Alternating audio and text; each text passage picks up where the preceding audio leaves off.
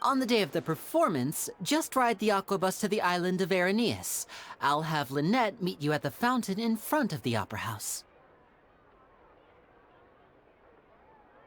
Oh, are you leaving now? What is it, Fremine? I'm in a hurry. Oh, I get it. You feel nervous delivering the materials for the magic pockets, is that it? Perhaps we could trouble the Traveler to help us take these materials to the Beaumont workshop and deliver them to the owner there? I'm afraid that Fremine can be quite introverted, and the boss there tends to be pretty talkative. Fremine has always been a little afraid of her. No trouble at all! Don't worry, we're on the case! Sorry for the inconvenience. I'm quite useless when it comes to such tasks. I'll think of a way to make it up to you. Oh, no need, no need. This will be a walk in the park for us.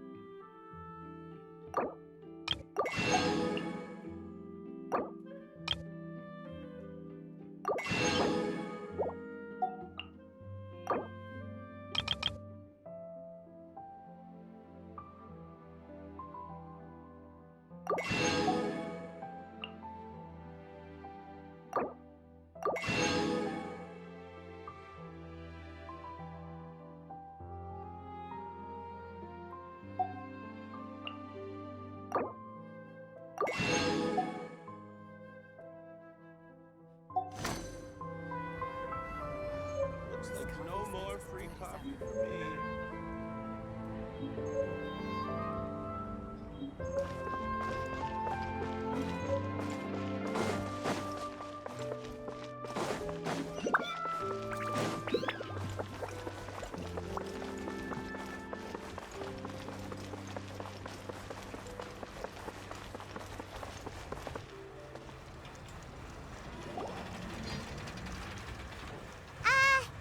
Hello? Is there anyone here? Oh, hello there. New customers? Looking to buy, or do you need something made? Or perhaps you're just looking for a chat with me. Oh no, we're just here to deliver some materials. Here they are. They're for making... Ah, these must be for Magic Pockets. I could tell right away. No need. They've already prepaid several batches worth. When they told me what they'd be using them for, I even offered them a discount. But they insisted on paying the full amount, saying that I had a business to run. It seems both their hearts and their pockets are made of gold. Whoa. So, is Linny actually loaded? I can't say for sure, but who knows? Maybe there's good money to be made being a magician in Fontaine. Hey!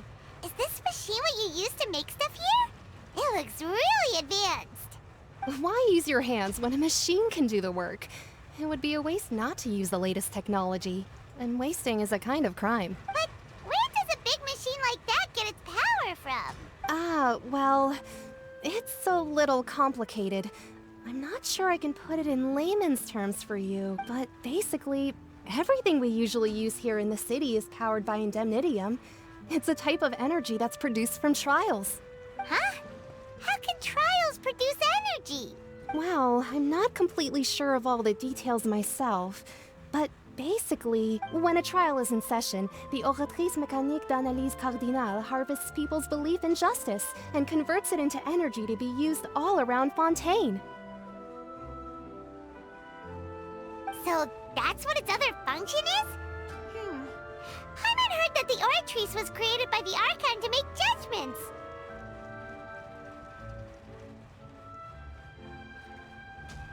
But Paimon still doesn't get it. How could something unreliable like people's beliefs be turned into a stable power source for these machines?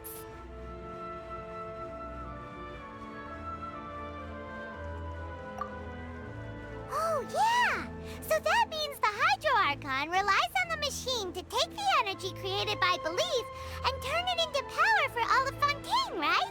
Even though I've never heard anyone really put it that way before, it sounds like it makes sense. Besides indemnitium, we have another type of energy called pneumosia. It isn't produced by the power of the Archon, but it is unstable by nature. Even now, it still cannot be widely used by civilians. I thought I'd find you hard at work, but here you are chatting the day away. You again! Didn't I already promise you that I'd have the more I owe to Confrérie of Cabriere by next month? Why are you Yeah, but how do we know that you won't go running off by the end of this month? I want... Huh? Seems business isn't so great for the workshop. We've already finished our job and delivered the materials. Maybe now's a good time to leave? Hey, hold on! Before you go around trying to collect payments, why don't you settle your own debts first? If Confrérie of Cabriere wants to poach clients from Northland Bank, that's fine. But I'm afraid you still owe the bank a hefty sum of mora. So why don't we work things out between us first, before you get back to your little conversation here? You're from Northland Bank. But we said we'll pay everything we owe next month. Traveler, Paimon! I didn't think I'd run into you here in Fontaine. What are the chances? We're surprised to see you too! What are you doing here in Fontaine? Long story short, I've already been in Fontaine for some time now, and honestly, things have been pretty boring. But it seems that fate brought our paths together today. Not only will I have some good friends here now, but ones who always seem to find trouble. Either way you look at it, it seems things are going to get a lot more interesting now. Pretty sure we'd want to avoid anything that you'd find interesting. Besides, our trip here has gone pretty well so far. Right, Traveler? Hey, you, Northland... Don't interrupt. It's not often I run into the Traveler like this. Why don't you wait for me over there? You kidding? Aren't you the one looking for us? You really expect us to sit and twiddle our thumbs while you catch up with your Listen to me, boy. If you want your mora, fine. Hey, I just said not to interrupt. Oh, by the way, Traveler, the last time I took Tonya and Tusser ice fishing, Tusser said... Hey! That's way over the line! All right, boys, Can you at least let me finish one sentence? Fine. Though the bank told me not to get rough with our clients, you're the ones who started it. This is an act of self-defense. You two will have to be my witnesses, okay? I'm sure this won't take long.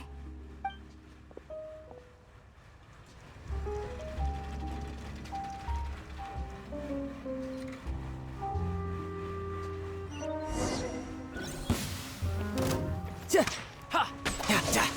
Yeah! Shouldn't let your guard down.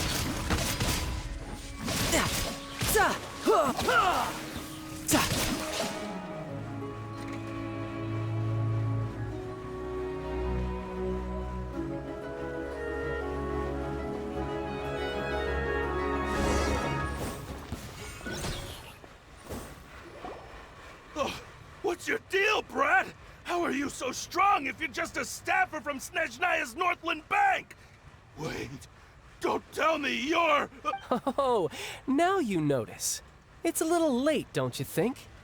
Just make sure you understand that you don't mess with Northland Bank. Got it?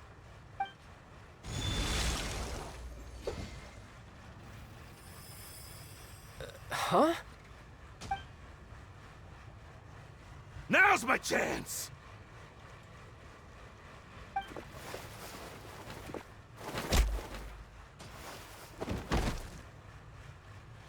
Huh. That was weird.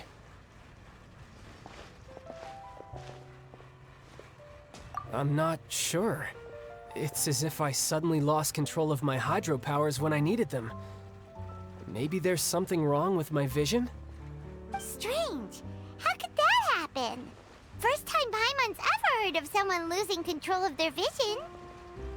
Never mind. It doesn't matter. If I want to stay sharp, I shouldn't be relying too much on my vision anyway. Besides, I always have my delusion in case I need it.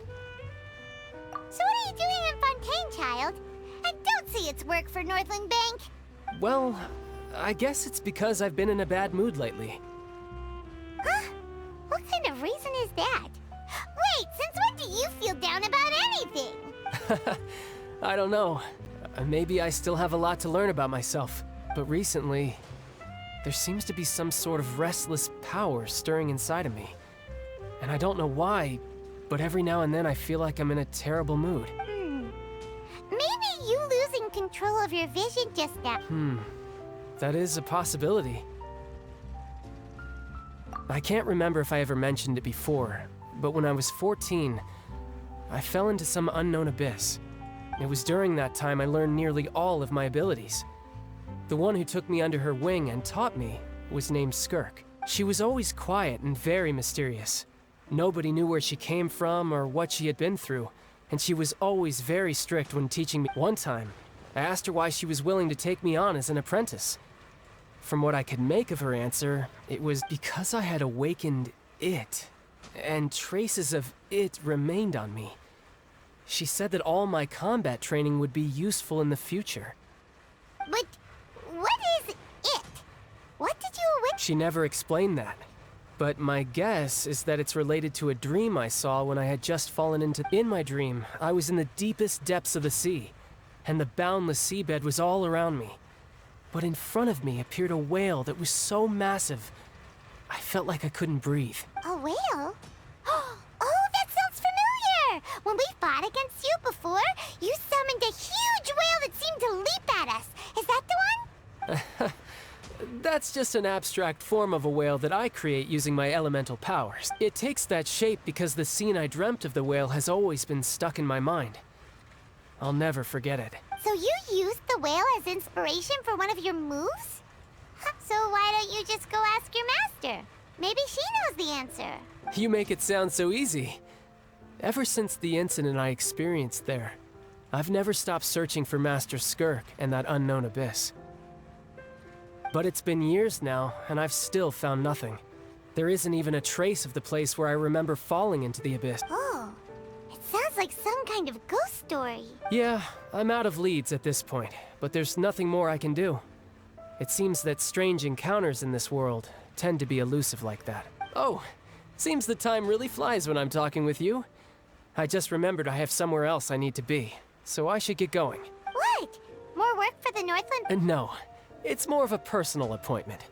Lately, I've been sparring with some of Fontaine's official champion duelists whenever I'm feeling bored. Official champion duelist? Yep, in Fontaine, before a criminal goes to court, they're given one chance to defend their honor by requesting a duel with an official champion. The champion duelists are all powerful fighters selected from among the nation's best. And the duel itself is a no-holds-barred fight, so engaging in such a duel is regarded as a symbol of defending your honor. If a criminal manages to win the duel, they'll be acquitted.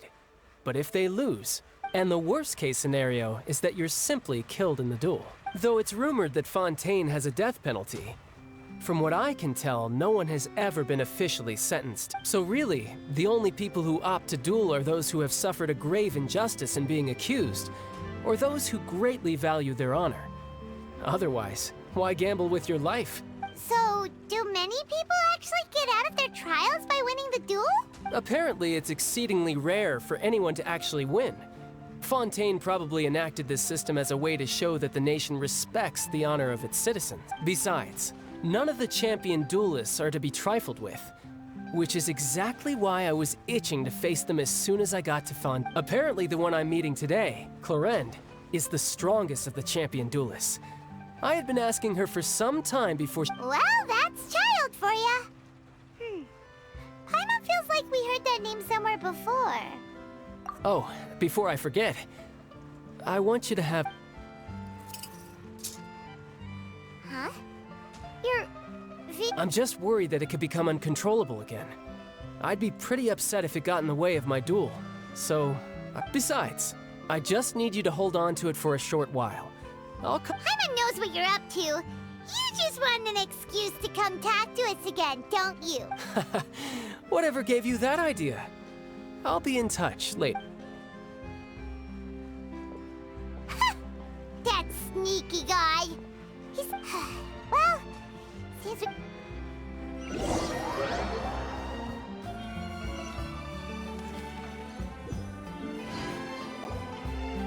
Wow!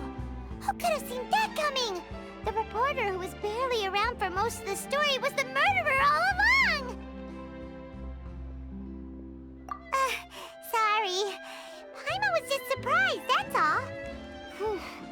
Paimon, the whodunits here in Fontaine are a lot different than the light novels you see from Yai Publishing House. Both have their merits, but it's so exciting to reach the moment when the mystery is uncovered, especially in the one Paimon was just... Oh, sorry about that. Paimon will be more careful next time. Hey, shouldn't we be heading to the Opera House to see Linny's performance soon? It's almost time for the show to start, so we should get going. Linny said that the Opera House is on Aranias, so let's go ride the Aquabus!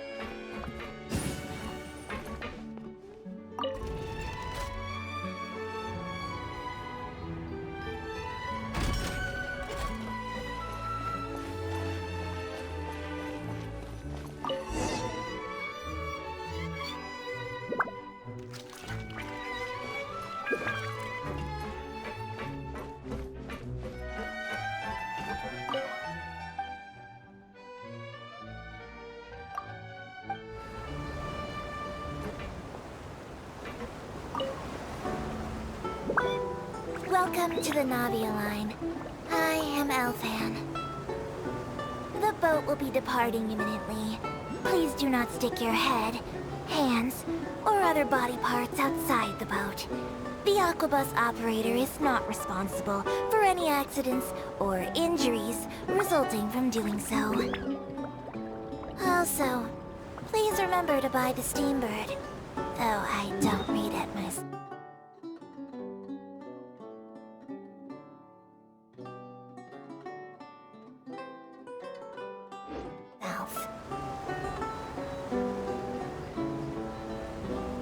The destination.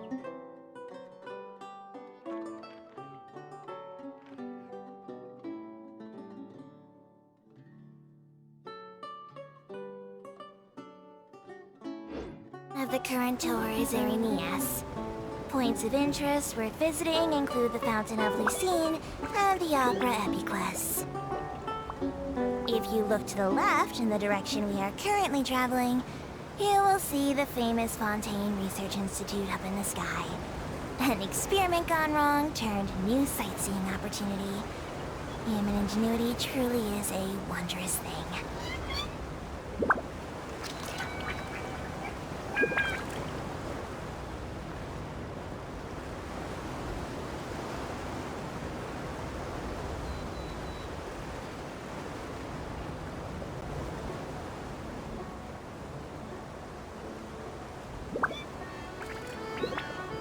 Approaching our final destination.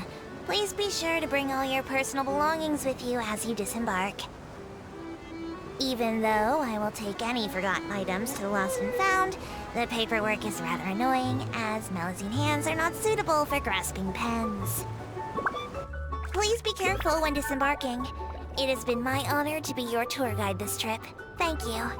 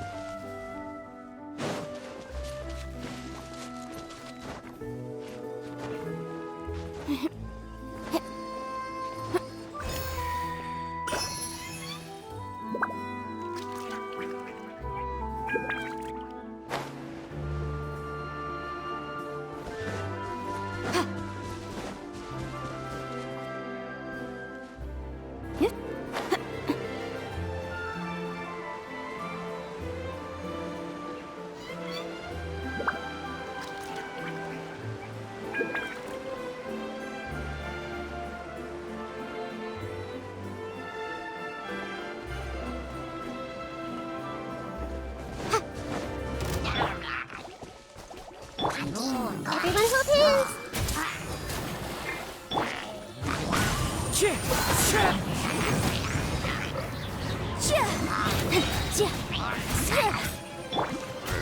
Fallen leaves, adorn my night! The wind knows me. Incinerate! Time for your arraignment!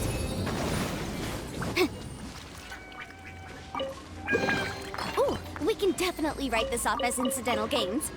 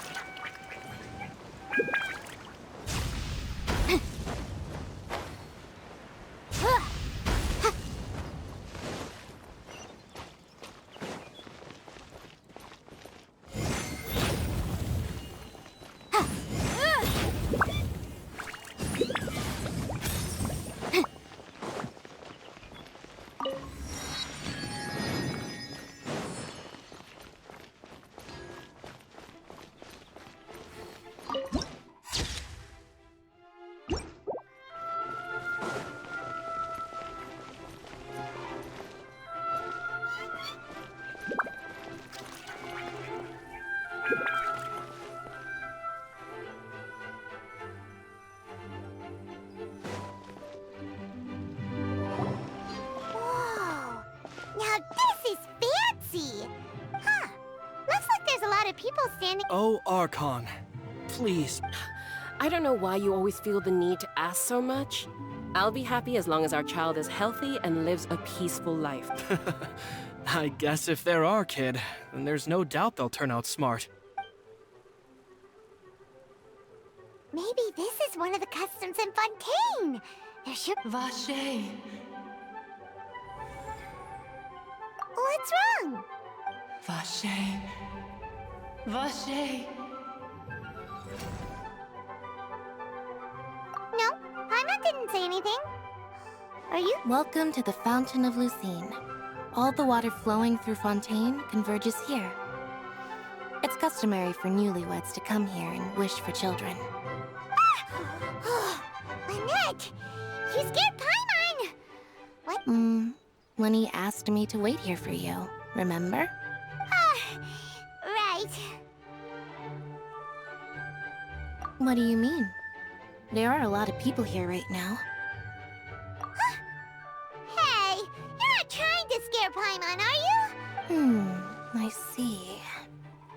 I might be able to tell you something that could help explain the voice you heard. In fact, you might not be imagining things at all. I suspect that what you heard is a result of your hypersensitivity to the hydro element. Others in my family have had similar experiences. It's because of her sensitivity to the hydro element? But what would hearing a voice have to do with elemental power? When do you cry, Paimon? Wait, what? What does that have to do with anything? Just answer me. When do you cry? When Paimon's really sad? Oh, and when Paimon's super happy. Then you should understand that tears contain your most intense emotions. Like I just mentioned, the Fountain of Lucine is where all the flowing water in Fontaine converges. Even the tears that fall to the ground will eventually gather here. So maybe what you heard was the intense emotion coming from someone's tears. So, what did the voice say? Huh. If you were hearing their emotions, then Paimon wonders what happened to them. Rather than worrying about them, we should worry about my brother first. Don't let that calm look of his fool you. He tends to get pretty nervous just before a performance. so chatting with Linny might help him relax a little before he goes. Oh, right. That makes sense. Let's go in and see Linny.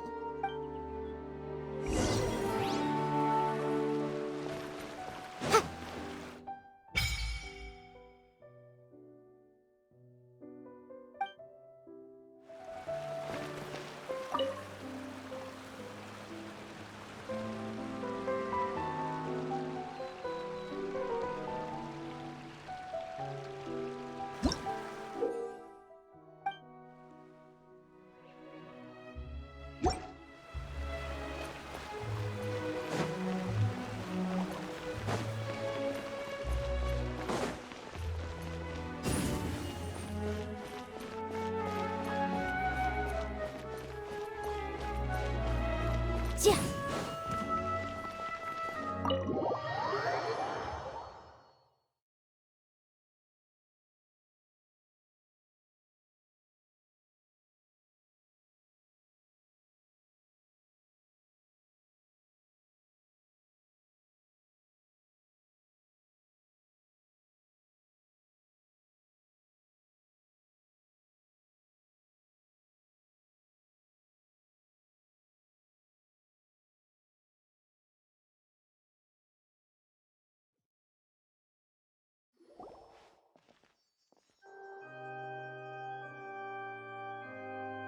Ah, Traveler and Paimon. Good to see you.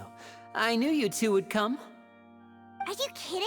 We wouldn't miss it for the world. We've been looking forward to it. I can tell, judging by how early you've arrived. But you're actually right on time. The audience still hasn't started entering the venue yet, which means now is the perfect chance for us to take...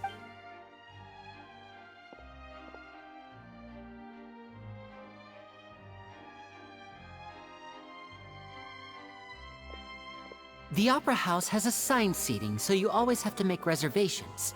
I've already reserved your seats, and here are your tickets. Ooh, front row seat! Don't mention it. There's no need to keep thanking me. Hey, Linny! Could you come over here and take a look at this? Oh, I'll be right there. Seems there's an issue with the stage props over there. That's Cal, my... Yeah, we'll just go to our seats. You go ahead, Linny.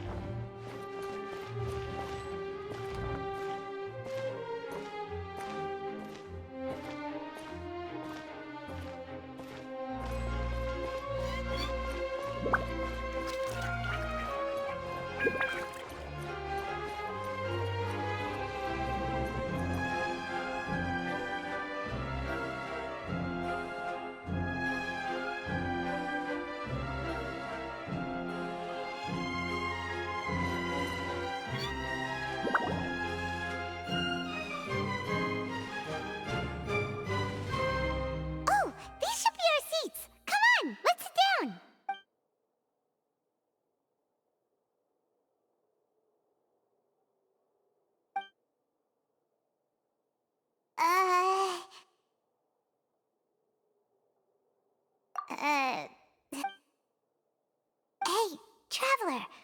Maybe we should strike up a conversation with the person next to us. Since we're sitting together and... you little... Excuse me. I did not realize you felt awkward. I am terribly sorry. I would be perfectly happy to chat with you if that is what you would like. Oh, so you heard all of that, did ya? Boy, you sure have good ears. Paimon thought she was keeping her voice down. Wait, that's not it. Paimon's... Sorry.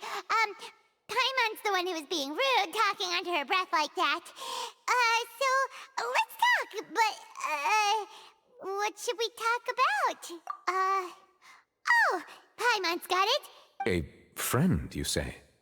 Well, if Mr. Linny would like to be my friend, I would be more than happy to reciprocate. Oh, so you're not friends with Linny, then? Oh, this is getting more awkward by the second. Paimon nearly forgot to make her nice to meet you. Paimon is Paimon, and this is the Traveler. We just arrived in Vaudain. It is an honor to meet you two. I have heard of your deeds across Tevat. And as required by proper etiquette, I will also introduce myself. Oh, Monsieur Nervillet. What an honor it is to have you here to see my show. Ah, Mr. Linney. I should say it is in fact an honor for me to see your performance in person. Wait, Nervillet? Could he be... I saw you all chatting just now, but it seems you still don't know who Monsieur Nervillet is. Allow me to introduce you to Fontaine's Chief Justice. That seat is always reserved for him. It wouldn't be too much to say that he's the symbol of justice and honesty here in Fontaine. Whoa! Sorry for being so rude just now. Paimon had no idea you were such an important person. No offense taken. Being Chief Justice is merely what I do for work. Nearly every person has their usual reserved seat, so I'm not so special, really.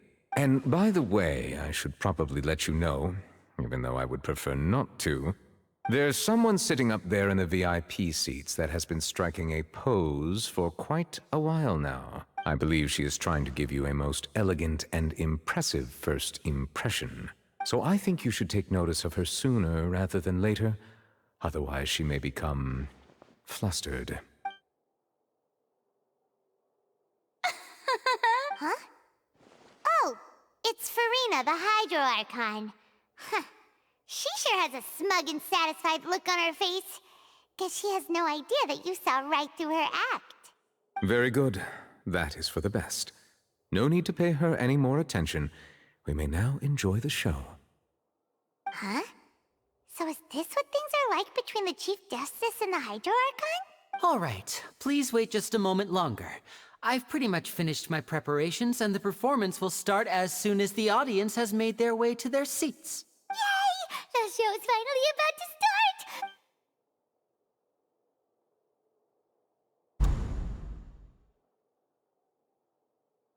Oh, they're dimming the lights! The show must be starting!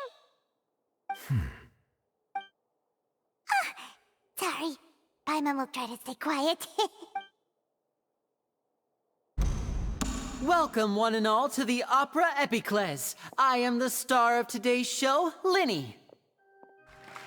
And over here is my sister, Lynette, who will be working as my wonderful assistant. Please, let's give her a warm welcome. Hello, everyone.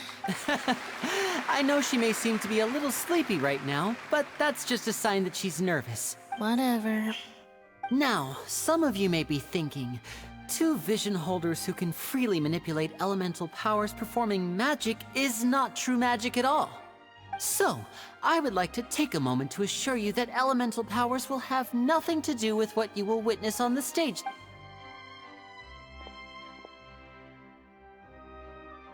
Both Lynette and myself have removed our visions for the show. Oh, good point. That's what makes the... Now, without further ado, let the show begin. I know you might miss her, but don't worry. She'll be coming right back on stage moment. Oh, and before I forget, you never know what can happen in the blink of an eye. A magician's greatest skill is making things disappear or appear. The possibilities are endless.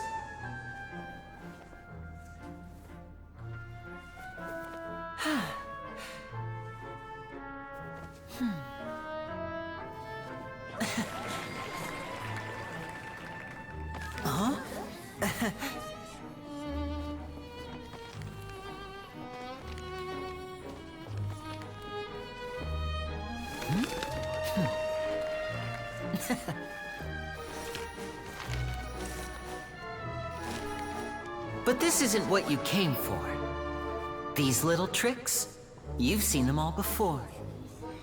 So it's time for something truly extraordinary, don't you think? This one's a little tricky.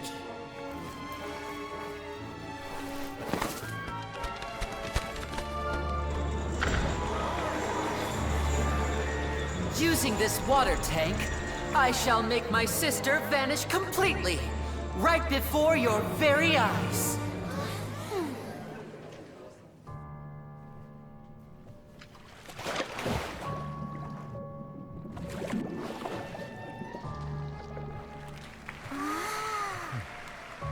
It's actually quite simple. She'll just turn into air bubbles and float right out of the top.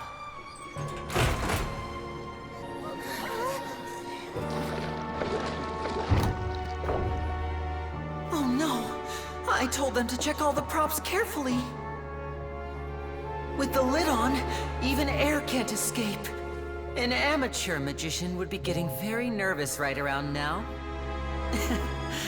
Luckily, it's me on stage, so let me show you what a true virtuoso can do.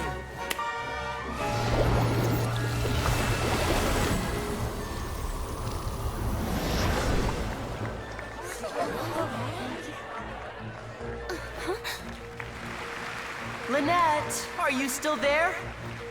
Don't go too far. We don't want to use up all our magic. Hi, I'm back. Uh-huh.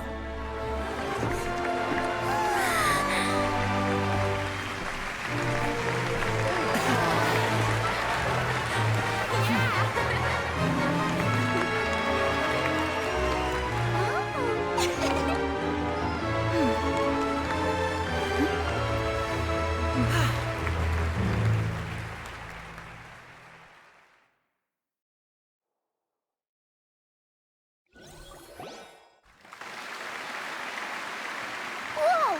What in the world just happened? How did he do that? Paimon didn't see him do anything! Wasn't Lynette inside the water tank? How did she disappear and then— If we could see easily through his tricks, then that would mean that his skills are still lacking. To appreciate magic, you should focus on the show happening on stage, rather than getting caught up in trying to see that which has been intentionally hidden. Guess you're right. Paimon couldn't believe her eyes when Lynette reappeared. Thank you everyone. But our magical journey has only just begun. I've prepared the magic of transformation and disappearance can go far beyond what you've just seen. I'm sure many of you are thinking that escaping the water tank was impressive enough. But Lynette is still my assistant, in which case, I have ample time to make all necessary preparations. So, for my next trick, I will require the participation of one lucky— Please, if my assistants could bring out the magical boxes now. There are 2 boxes, and only 2 boxes. One is here, and one is there in the aisle among the audience. I'm sure many of our clever audience members have already guessed our next magic trick. A swap! Our lucky audience member and I will each enter a magic box. After 1 minute, we will each— Now please, everyone pay very close attention to the box you see. Wow!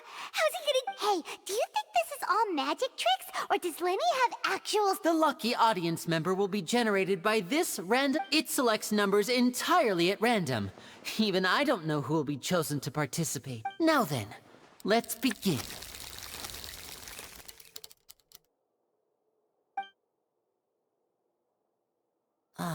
Let me see. Oh, Rose, please, come forward. My assistant will take you beside the I'm sorry, it might be a little cramped inside, but no need to feel nervous. You don't need to do anything, but no matter what strange— If the magic is interrupted, who knows where you might end up. You might even find your— Oh, okay. All right. Before I enter the magic box, there is one more thing I need to ask the— Like this.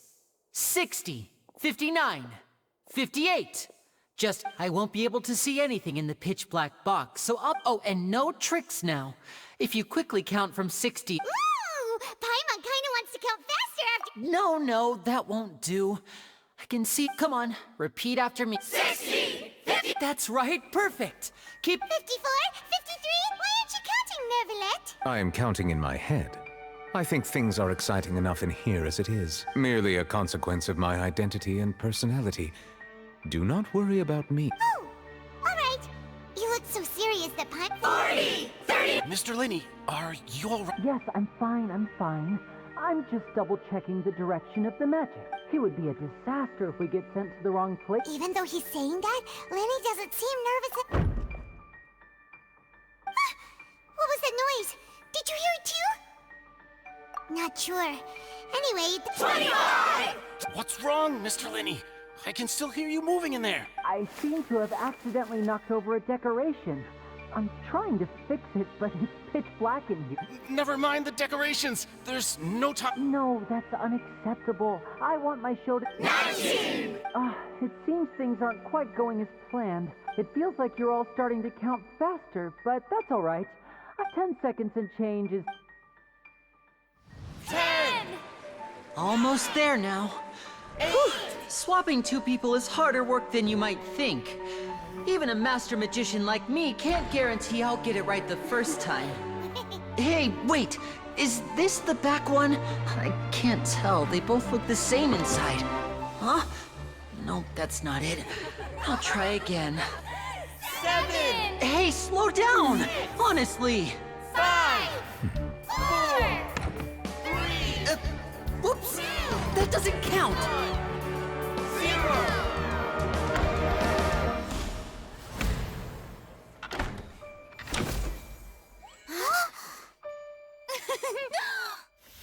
Ta-da!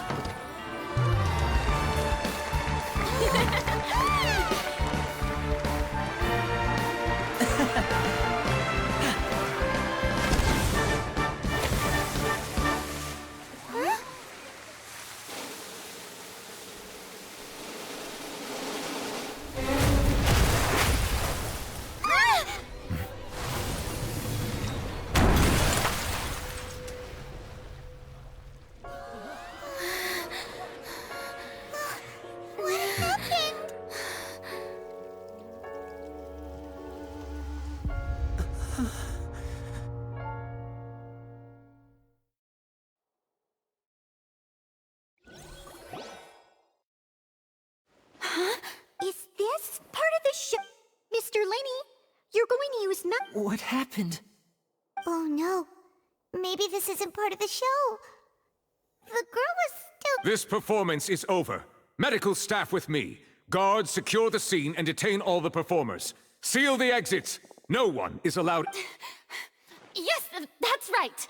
If this was just an accident, then we must investigate the cause. But if this was all part of... No need to be alarmed, you two. We'll get to the bottom of this soon enough.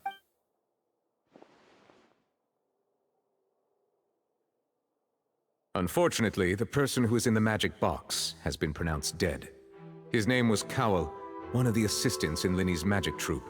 Apparently, the fireworks on stage ignited the ropes that were suspending the water tank, which then caused the tank to fall onto the stage. As of now, we are still not sure why we found Cowell in the box, rather than the guest from the audience. And after an initial search of the area, the guards have confirmed that the girl is nowhere to be found. It appears that this incident was not merely some mishap with the performance, and there are many indications that it is connected with the case of the serial disappearances of young women. That's the case that Charlotte mentioned before! I know the truth. I can see through the whole thing. Really, using such a shallow and obvious mystery as his finale, I say that our powerful magician, Mr. Linny, is now the prime suspect for the serial disappearances case. Huh? Why me? This whole thing was an accident. No, this all occurred during your magic show, did it not? The missing girl disappeared after being chosen, did she not? Now that I think about it, that whole speech about magicians making things disappear was not... That can't be right! How can Linny do this? He was in the box on the stage the entire time! Besides, before the show, he told us that he would like to catch... Save discussion for a later time, please. Lady Farina, may I assume that your comments just now constitute an accusation against Mr. Linny and his associates, and that you are pressing charges? Huh? I just think that he... Well, I think it might be a little early to talk about formally. But what Lady Farina said just now makes perfect sense. A kidnapping and murder carried out... I mean, of course, my dear people. That's right. I mean you, traveler. You'll support Linny, won't you? Then there's no problem at all. But with Linny's help, our little duel ended in a draw. So, no more draws. Between the two of us, there must be a clear winner and... It wasn't a draw. She obviously lost last time. I understand.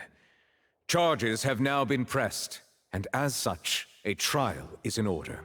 Well, Traveler, seems Lady Farina has set you in her sights. But putting her dramatic rhetoric aside for a moment, I would like to ask you, are you willing to act as Mr. Linney's attorney? Very well. The trial will be held a day from now in the Opera House. Both sides may investigate the scene to build their cases and search for the truth. Linney and his troupe are all potential suspects, and shall remain within the Opera House. The audience may begin to leave in an orderly fashion once they have been cleared by the guards. A day isn't that long. Let's see what kind of case this big-shot outlander can build in such a short amount of time.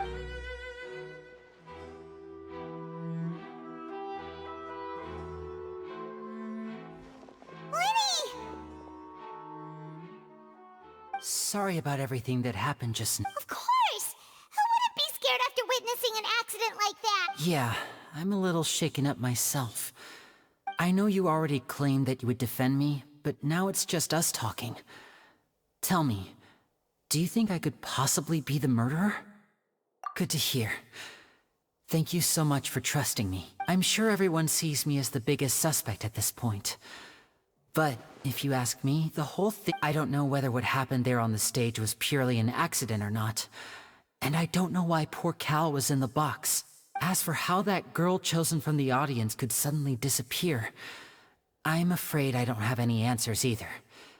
If someone tampered, even a skilled and knowledgeable magician like myself couldn't pull all that off in just 1 minute. Which is precisely why we need to investigate!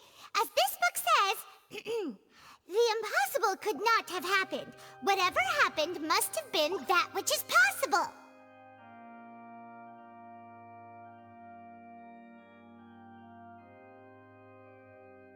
Paimon bought them when we were reading at the bookshop in the city earlier. Pretty cool, huh? Don't worry, Paimon used her own savings to buy them. It wasn't from our travel funds. I think they look cute on you. You have good taste, Lynette. That's the right attitude. Feeling depressed isn't going to help me now. I need to get back to mine, but with the guards watching our every move, it's going to be especially difficult for Lynette and I to prove our own innocence. Good thing you agreed to be our attorneys. Yes, thank you so much. Yeah, just leave it to us. Oh, since we're going to start investigating, Paimon has a question first. Where did Lynette go during the performance? Oh, well... I'm afraid that would involve some of our essential trade secrets as magicians. The secrets behind our magic are past saving, Linny. I suppose you're right. The truth behind our tricks is going to be important evidence that will be weighted during the trial. 'Tis truly a pity. As a magician, our magic show is a work of art. We've poured countless hours and spared no effort in perfecting it. But if revealing our secrets will help you uncover the truth behind what happened, then it will be well worth it. We should go somewhere else if we're going to discuss our magic tricks. We'll go speak with the guards and... Alright, let's go have a look while the investigation teams are still here. Detective Paimon is on the case!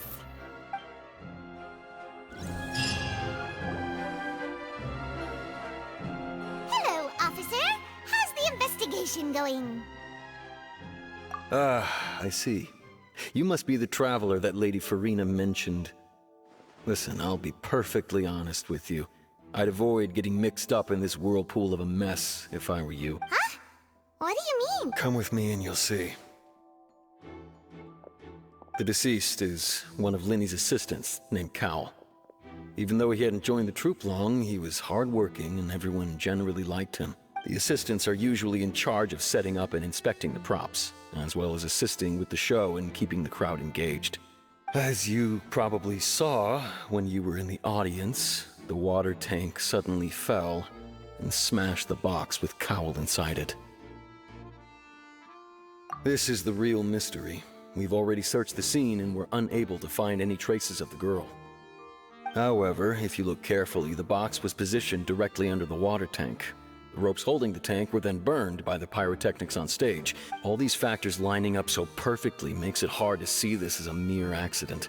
If anything, the more logical explanation is that the whole incident was intentionally planned, and Linny is the most likely person to have access to all these areas. But he doesn't have a motive.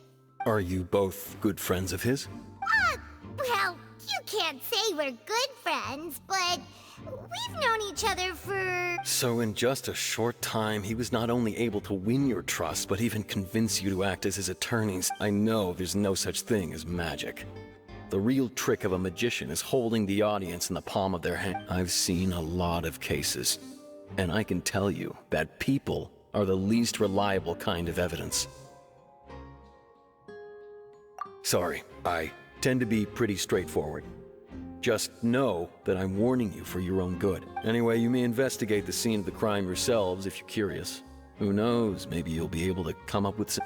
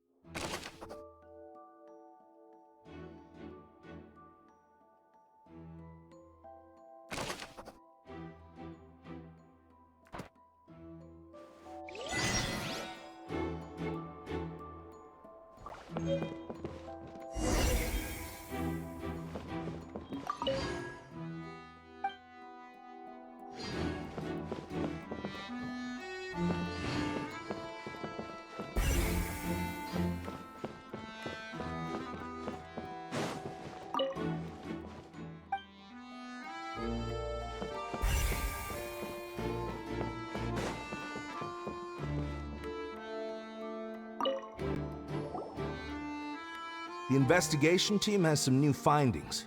Turns out there's an issue with the random number selector after all. See, I told you. What if the machine picked some big guy's seat? You think the murderer would have still made his... Sorry to interrupt, but we're helping Linny and Lynette with their side of the investigation. You're trying to help them? That'll be a tall order. Linny used the machine to pick a random member of the audience during his performance, right?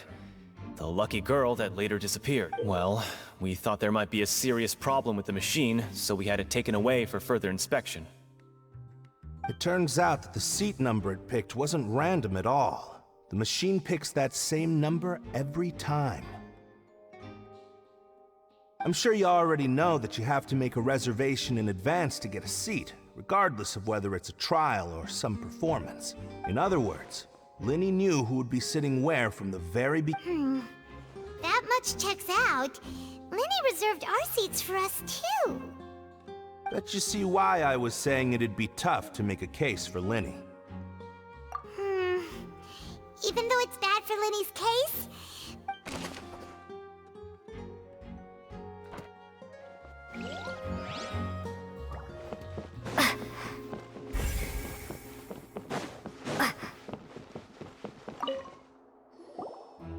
So this is the rope that broke and... The rope looks pretty durable.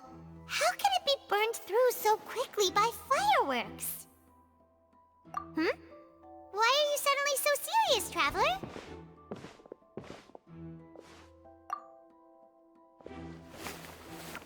Whoa. Look! This bit is made from different material! Most of it was burned away, but there's still a little bit of it left.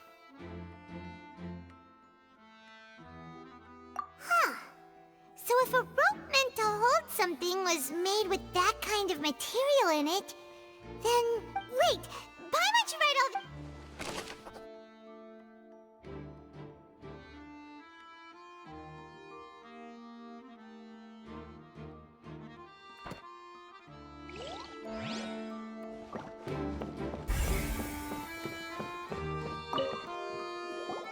Hello there! What are you investigating? Oh. This location has also been cordoned off because the Magic Troupe members are currently considered prime suspects. The investigation team is still collecting. The seats were all booked in advance, so we were able to deduce the missing woman's identity by checking the guest list. Sure, it's not like this is confidential information. We will publish it later anyway when we petition the public. Her name is Halsey. She's a painter from Fontaine who's made a bit of a name for herself. Apparently, she wasn't a regular at the Opera House, but she'd been feeling some pressure with her work lately, which made her decide to come see the magic show.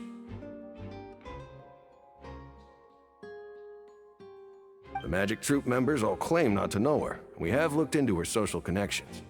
It seems that she has no personal grievances or conflicts of interest with the suspect. Simply put, she wasn't related to the magic troupe at all, which matches the features of the previous serial disappearances. Were the victims of previous cases also chosen at random? That's how it seems to us, in any case. Apart from the fact that they were all young women of around the same age range, there really weren't any other connections between... Okay then. No need to be so formal. If you do happen to see the missing girl, please be sure to contact. It is of utmost importance that we get to the bottom of these disappearances.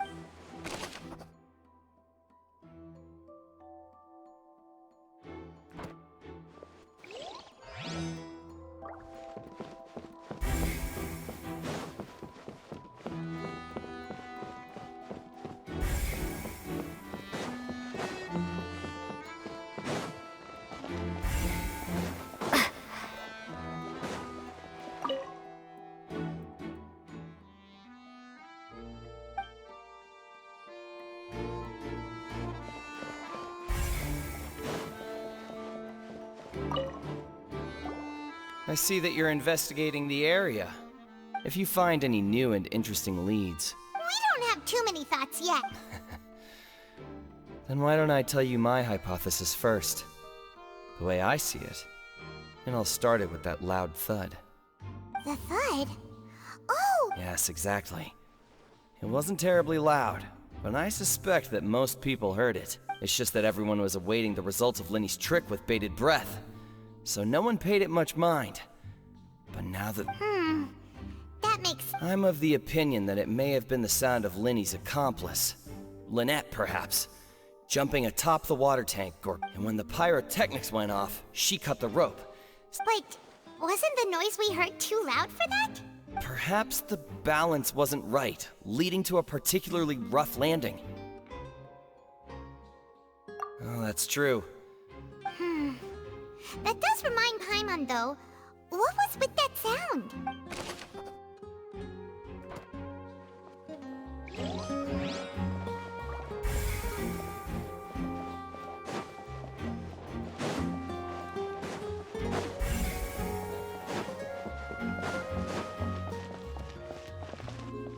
Lenny's still talking to the guard. I think someone will be assigned to monitor us.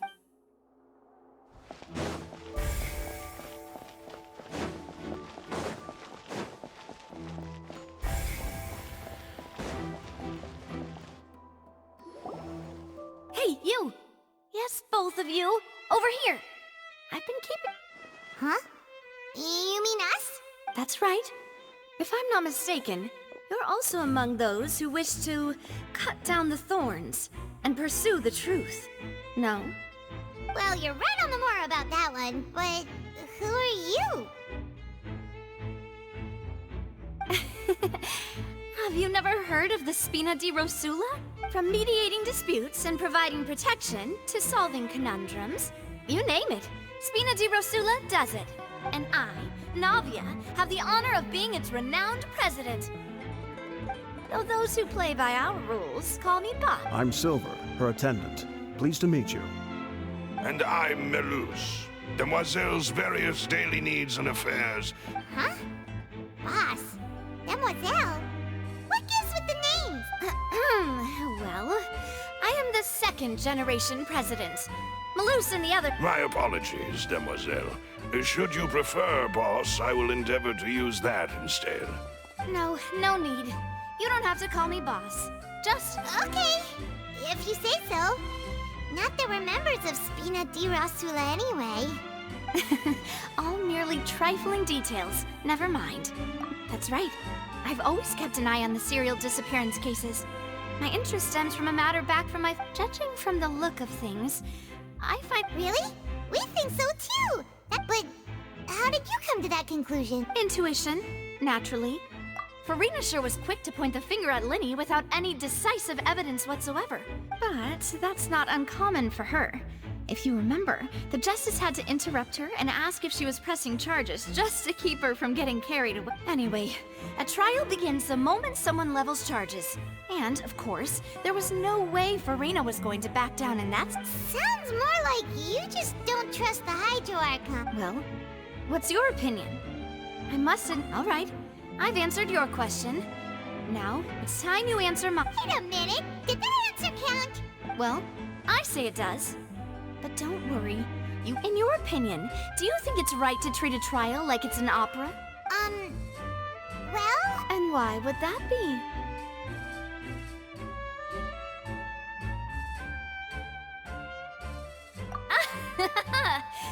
See, Silver and Maloose?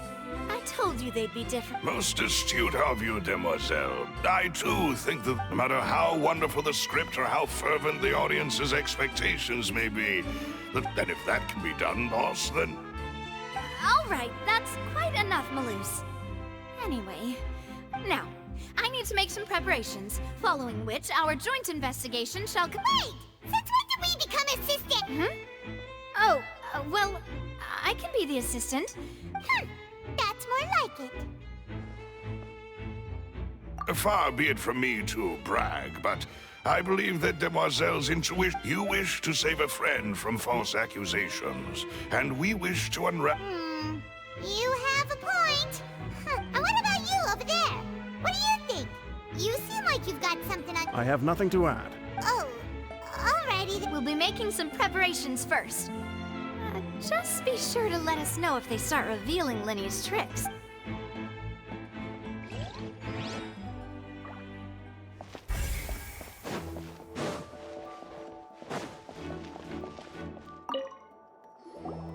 Sorry, but no one can freely enter or exit the Opera House at the moment. No, we're not leaving. We're representing Linny. Were you always guarding this entrance? Yes. After the Chief Justice gave the order, everyone coming in or out must undergo a strict inspection. So the missing girl couldn't have left from here. At least, not. I doubt there was much opportunity then either. How can you be so sure, Well, because I was in charge of security near the entrance at that time.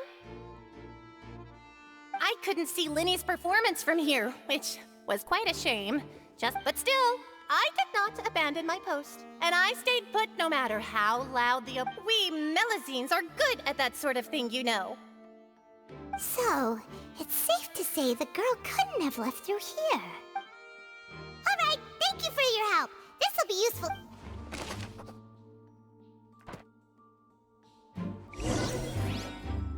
We've checked everything of note here at the performance venue. Paimon wonders how Linny's discussion with the guards is going.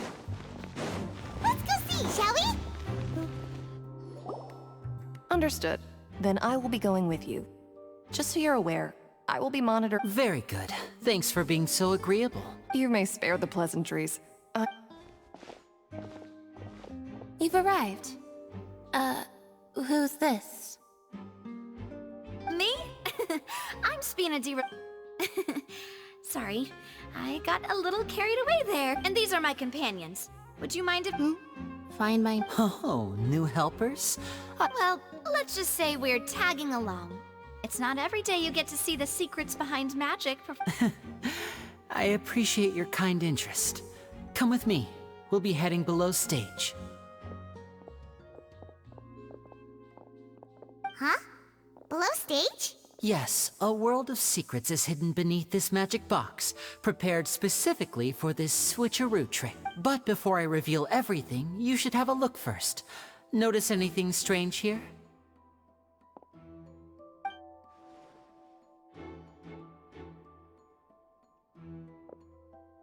I'm not trying to be dramatic. Remembering the details of a trick will help you understand the methods used to perform it more easily. Huh. Weren't there balloons and other decorations here? Ah, good eye. That said, you're still far from discovering the answer. The back? You mean the inside of the door? What's different about it? Very good indeed. I thought you might not be able to catch that, given that the back of this door was patterned. Those patterns are now gone, replaced by a smooth wooden board. So, if you put 2 and 2 together, what do you get? Exactly. All right, let's go.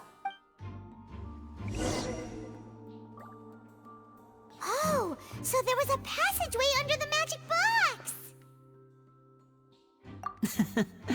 I knew you'd figure out most of it. The 2 magic boxes are positioned right above the 2 entrances. See this flatbed trolley?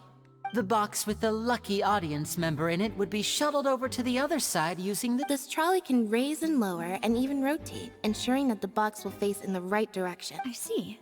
So that's the purpose of the box inside another box. Precisely. The inner box would descend after the audience member was put inside and be moved along the trolley, all while the outer box would remain on stage as if nothing had ever changed. So that's how you did it! Once the box was lowered, the trolley would store some energy through this device here, with which it would complete the rest of the steps. The audience member would only be able to feel some slight movements in the dark, and by the time she walked... Right! You were talking that whole time, and you... Ah, yes. A phonograph operated by Lynette was used to achieve that effect. My assistant and I had already scripted our conversation beforehand. When the countdown began, I had already gone to the opposite box via a tunnel using that ladder. And what about Lynette? Where was she? I was in the mezzanine space in the back of the box. Oh, interesting!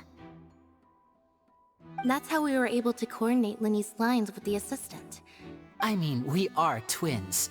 All it takes is a change of clothes and no one can tell who's who.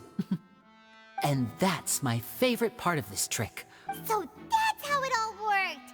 Wow, every detail... Lynette would briefly walk out of the box and then go back in, jumping into the tunnel and escaping before the box on the trolley. And then I walk out of the other box in the audience area. But as you saw, Cal was in the box, not our audience member. She, on the other hand, mysteriously vanished. We really don't know how that happened. If not for that interlude, this would have been an astonishing trick. I probably never would have figured. And yet, to think that someone was able to use this map. Could we have a look around? I think we can come up with some more leads. This is the scene of the crime, so Linny and Lynette are not permitted to stay here. I'll escort them back up. Yes, of course. No need to be so strict now. I won't disappear into thin air, you know. Thanks, everyone. We're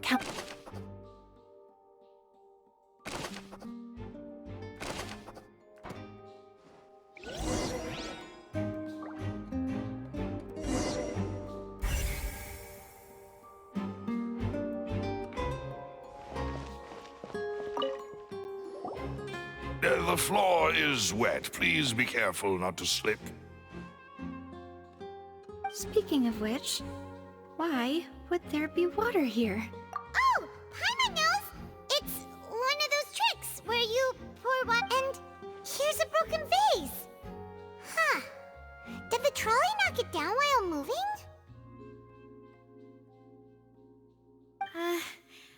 That can't be. The trolley moves a... Let's note...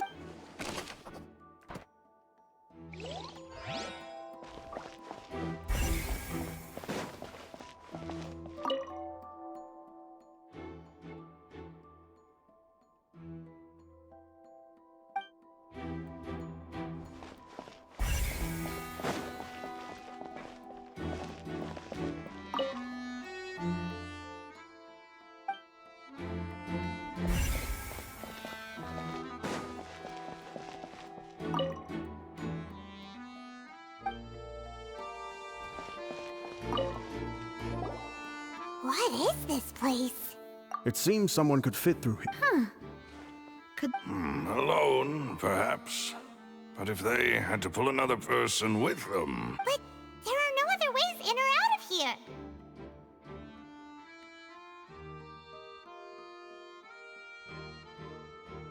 Oh, you're right! Let Paimon...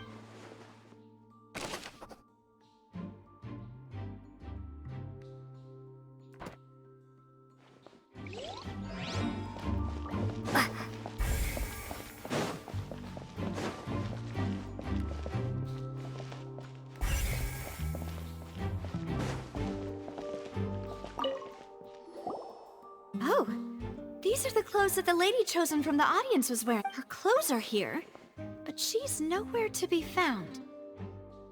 Right. And do you really need to do that if you're kidnapped? Ugh, this is so confusing.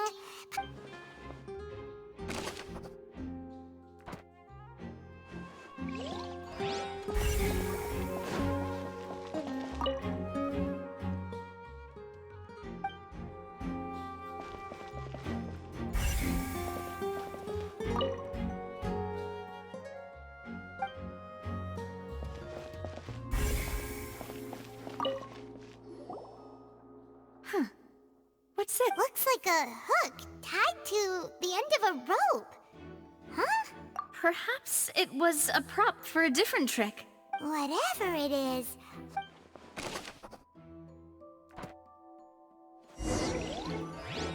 Seems we're just about done investigating down here.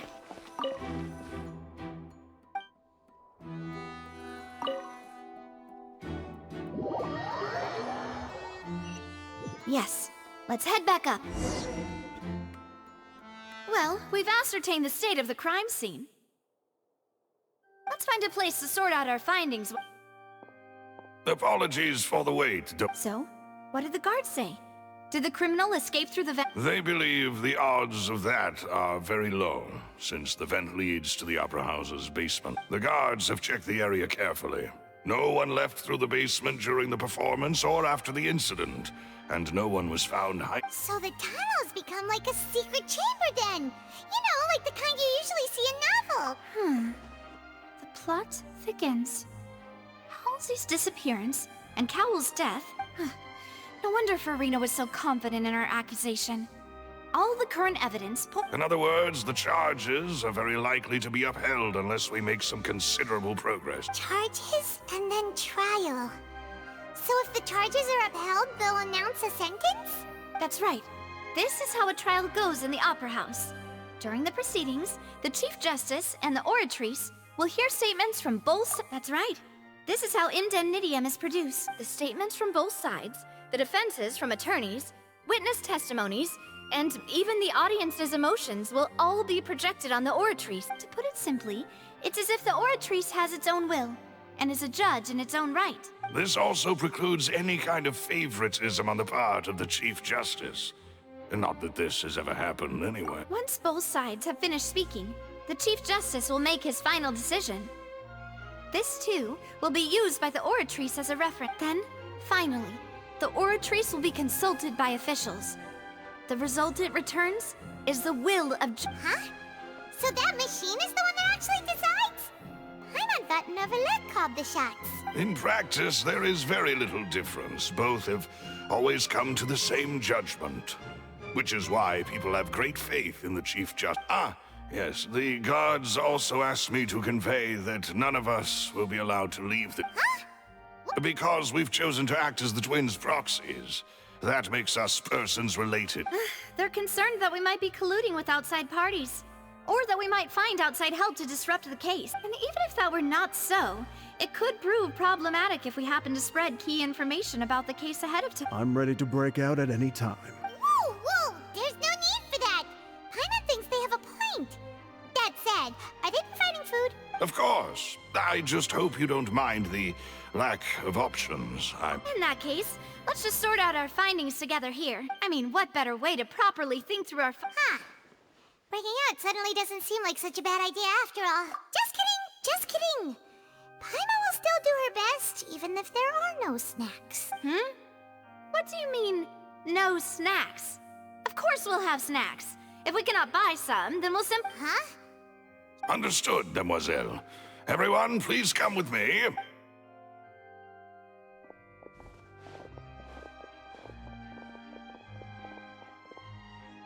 Wait, you're carrying a portable stove with you? Yes, I must be prepared to meet the Demoiselle's baking needs whenever the fancy I have eggs, sugar, and almonds at the ready. Good work, you two. Then I'll get to it. These three are quite the interesting group.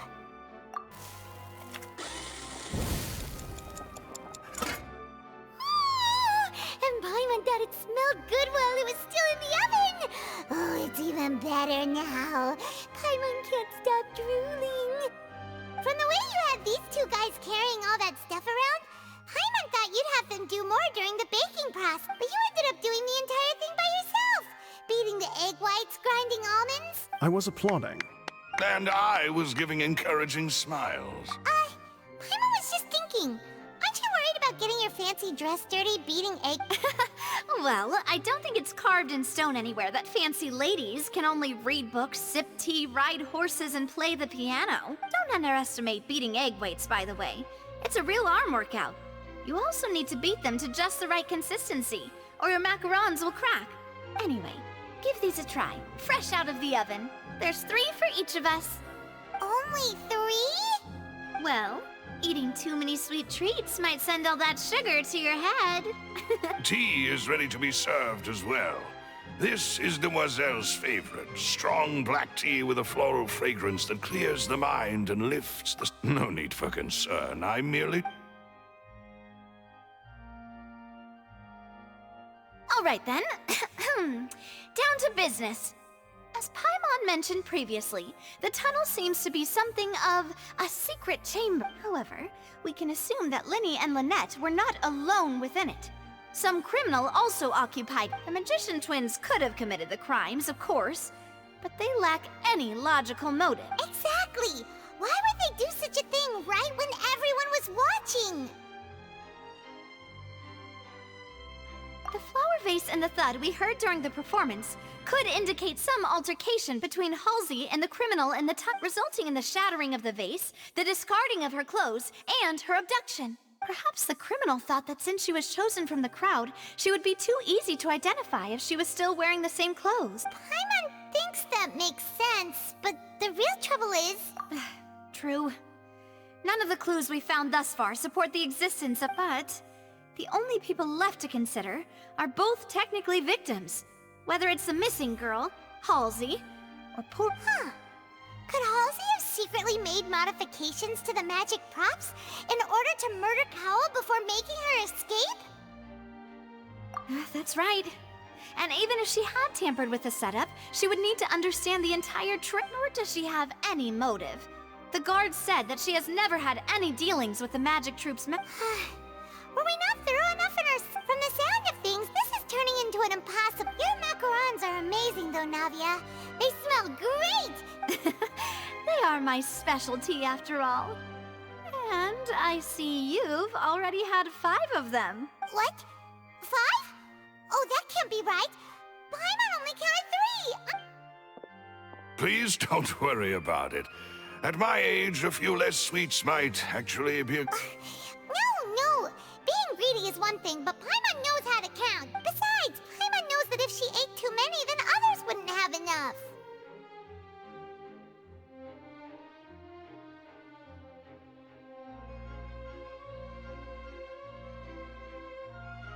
Wait! Even you don't believe Paimon? If Paimon ate those 2 extra macarons, then may they turn into stone in her stomach! All right, we get it. Well, I suppose one of us might have gotten too engrossed in our chat and eaten them by mistake. Malus, set up the stove again if... Huh? Making sure everyone gets 3 macarons, of course.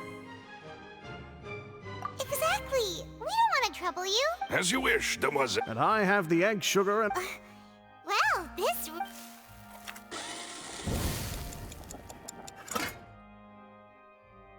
Well, that's it for snack time. I don't know what we're looking for yet, but we've still got some time.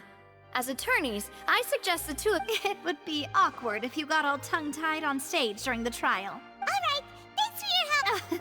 It was nothing. A small task for the Spina di Rosula. Silver, Malus, it's time to go. I'll be back if I find anything new.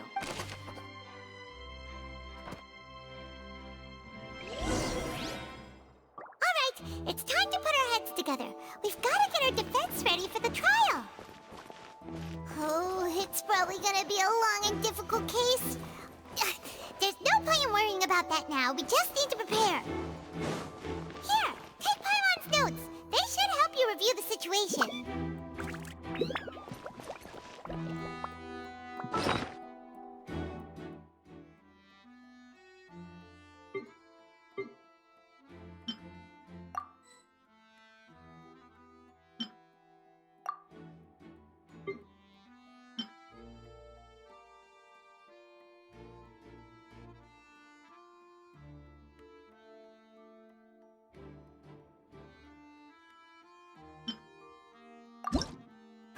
the murderer was.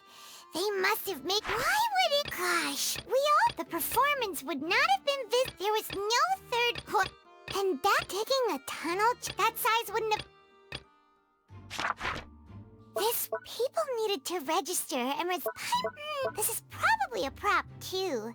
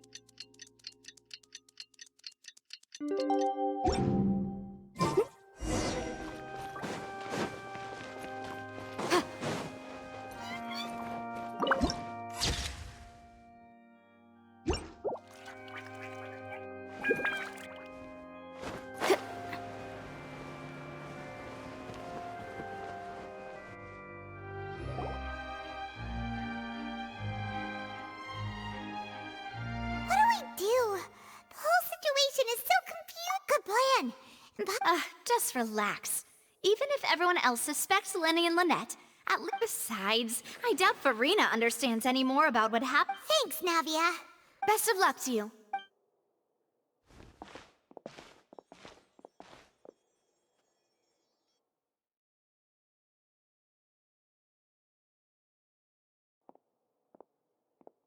Ah, finally, you're back. Well, how did your To be honest, No, we're already very... Well now, don't you all look disappointed? That was to be expected, of course. But don't let that stop you. I shall be terribly... Since both parties are present, I declare that the trial regarding the magic show incident is now in session. Firstly, in order for the audience to understand the causes and results of the incident, could we please have Mr. Linney explain the trick? Yes, of course. I will explain while Lynette demonstrates on stage. All the necessary items have been prepared. Thank you, Mr. Linney. In that case, I take your statement to be that you ran to and remained hidden within the magic box in the audience stands once the trick began, and thus could not have committed the crime. Is this correct? Yes, that's correct, Your Honor. In that case, I call upon the prosecution. Lady Farina, do you wish to refute his statement in any way? Why, of course I do. Allow me to take the first shot and break this case wide open. Mr. Linney is clearly lying. There is no way you could have been in the box the whole time if you were to abduct Halsey and murder Cowell. In fact, I'd say you were hardly in that tunnel at all. That is simply your hypothesis based on the presumption that I'm guilty. Oh, is that so? And if I may ask, what did you hear while you were inside your... The roaring countdown of the crowd, of course. That's how I kept track of the time and built anticipation for the finale. And you didn't hear anything else at all? Nothing that might leave an impression of any kind? No, nothing. I see. But when the count reached 30 seconds or so, there was a thud. One so loud that I believe practically everyone heard it. Huh? Hey, hang on. Something's not right here.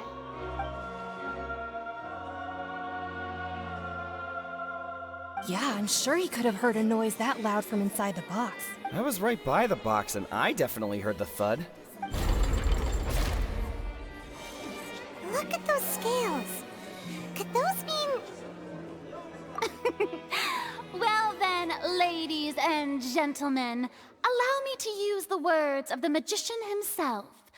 You never... Of course, I have armed myself to do far more than smash your alibi. Confidence cannot go unfounded, and my foundations are rock. Tell me, aren't you and Lynette actually from the House of the Hearth? The House of the Hearth? No wonder they did something like this. So the serial disappearances were the Fatsui's doing. Now it all makes sense. I've got a feeling that what happened on stage probably wasn't just an accident.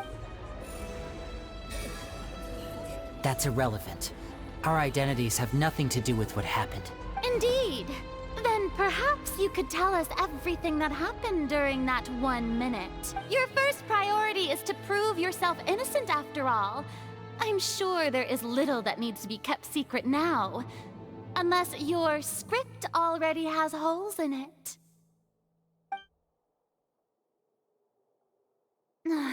The Outlander is speechless.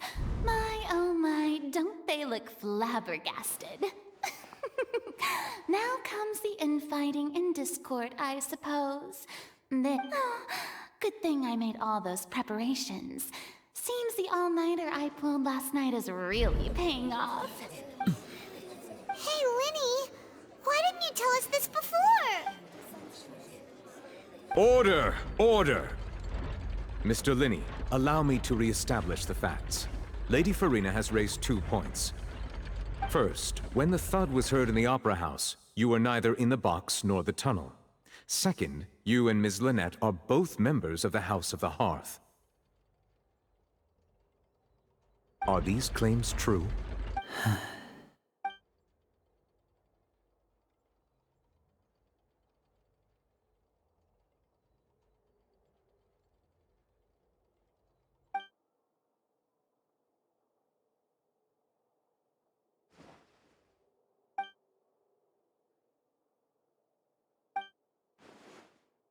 Please answer my question. I'm sorry.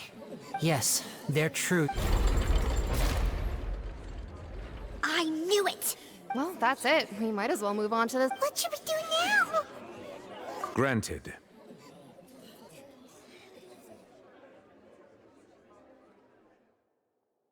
In that case, what is your request? Is that really necessary? They're already as good as guilty. The defendant deceived their own attorneys. What is there left to discuss? Order! Order, I say! Your request is reasonable, and we shall adjourn. This trial will reconvene in 1 hour. So you would stick to Mr. Linney's defense even after knowing what you do now? In that case, my dear audience...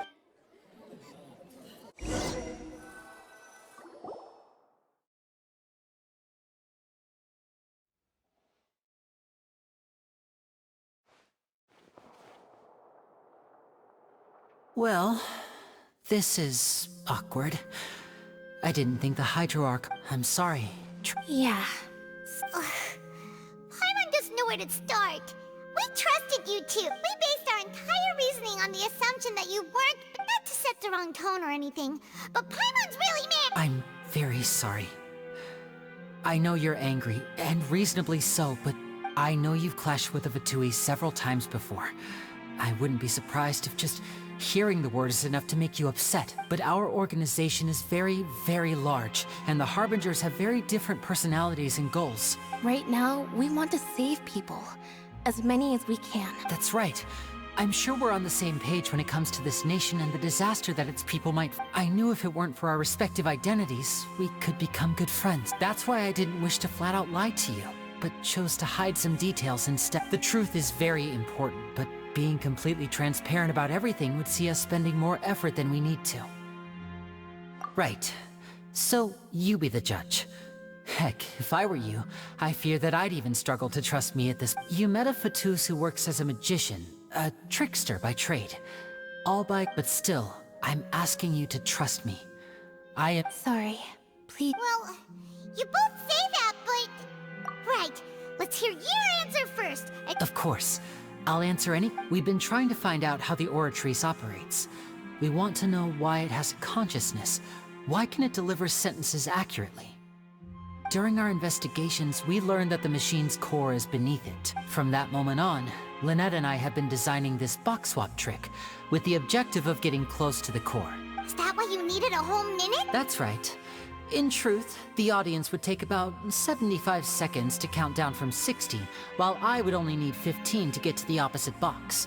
So, after jumping into the tunnel, I accessed the Opera House basement via the vent, and went to investigate the room in which— That air vent was created during the construction of the tunnel specifically to execute this step. Well, nothing. As soon as I reached that room and was about to investigate, I heard someone's voice, which should have been impossible, of course. I was quite certain that I was the only one in the room. That voice seemed to recognize me and tried to speak to me. I chose to err on the side of caution and retreated the way I— On the way back, I saw the broken vase and the clothes on the ground, but the countdown was almost finished, so there wasn't time to give it any— After that, the homicide occurred— Well, that explains why you didn't hear the thud. Because of that prophecy I told you about, of course. We must know all we can about this nation's secrets in order to deal with that prophesized— That's the only way we can save everyone. So, there you have it. The whole truth. It was never my wish to proceed under this cloud of mist, but like I said earlier, you can be the judge. If you want to leave because you don't trust the Fatui— Well, Traveler, you decide. Paimon will follow your lead however you choose. Okay. Thanks for giving us a chance. The current problem is that the scales are tipped pretty badly against you. If we want to refute the Hydro Archon's accusations, we're gonna need a seriously watertight defense. Huh?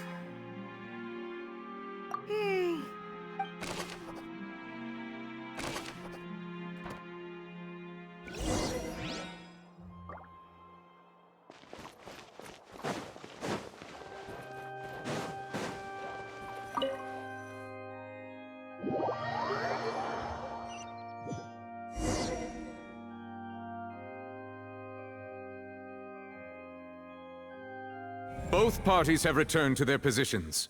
Let us continue the trial. When last we left off, Mr. Linney acknowledged the new evidence presented by Lady Farina as fact. Therefore, Lady Farina may continue stating her reconstruction of the— That took long enough. Now then, if everyone would lend me their attention at this stage, let's revisit that scene from Linney's perspective.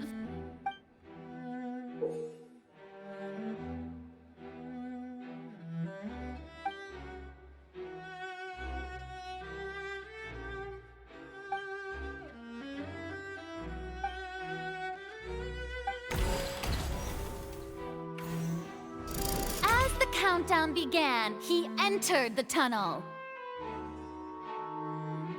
When the flatbed trolley passed, he opened the box and got into an altercation with Halsey, which caused the loud thud. He did not realize that this sound could be heard by everyone in the Opera House, which is why he claimed earlier that he could not hear the sound. Finally, he used the vase to knock her out, before making her change clothes to prevent others from recognizing her. At this time, Cowell arrived in the tunnel, having heard that strange noise. So Linney proceeded to knock him out too afterward. Linney passed the unconscious Halsey to his accomplice through the magic box. And there you have it. Does the defendant's side have any objections to Lady Farina's The key to refuting Lady Farina is the order of events. What Linney experienced and what he saw.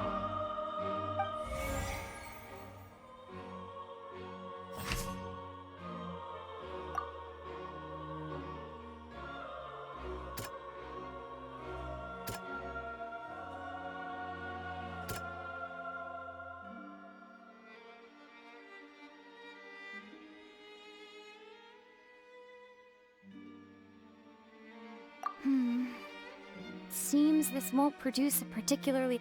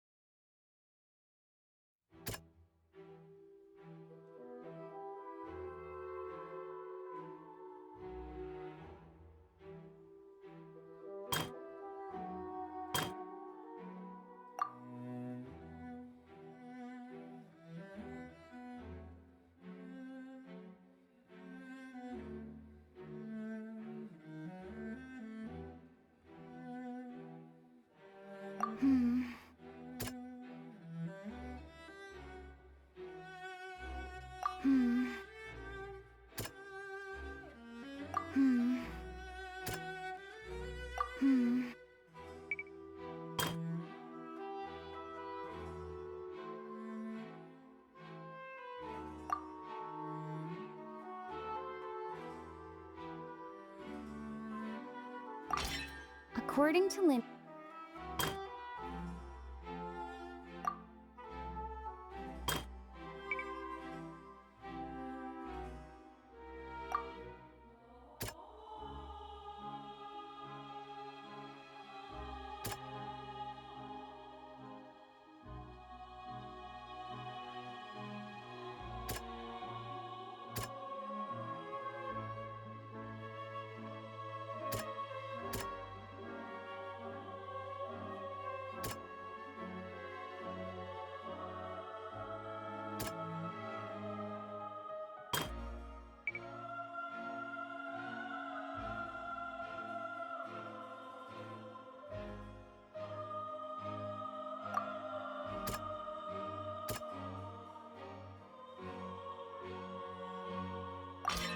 Lenny went to the room that contains the Oratrice's...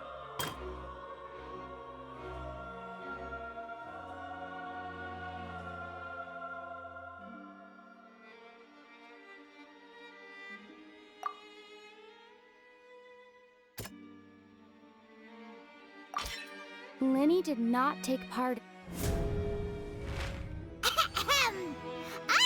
When the countdown started, but he immediately used a vent to access the Opera House basement, which is where the underground core of the Oratrice is stored. Once he reached that area, he heard a voice in what should have been an empty room. Since he felt something was amiss, he returned immediately. The crime scene had already developed by the time he reached the tunnel again. And in order to complete the magic trick, he did not remain there for any length of time. Finally, he reached the surface, and that was when the accident happened from his point of view. Therefore, he's innocent.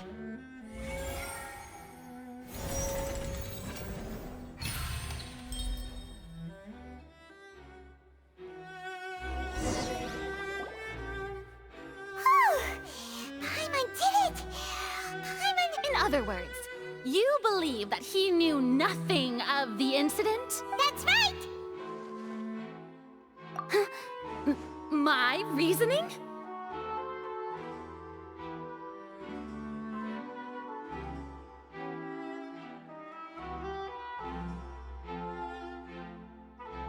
If that's the case, then if Cowell hadn't entered the tunnel, who was the entire setup meant to kill?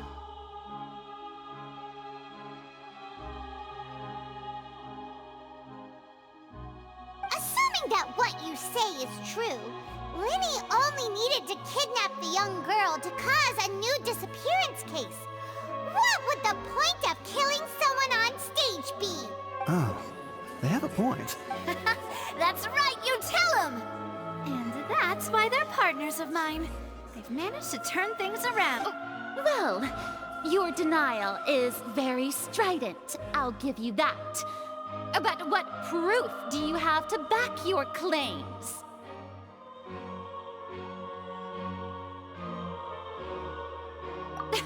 Of course I do. If he had been in the magic box the whole time, how could he have not heard that sound? Why do you ask? You're saying that he wasn't?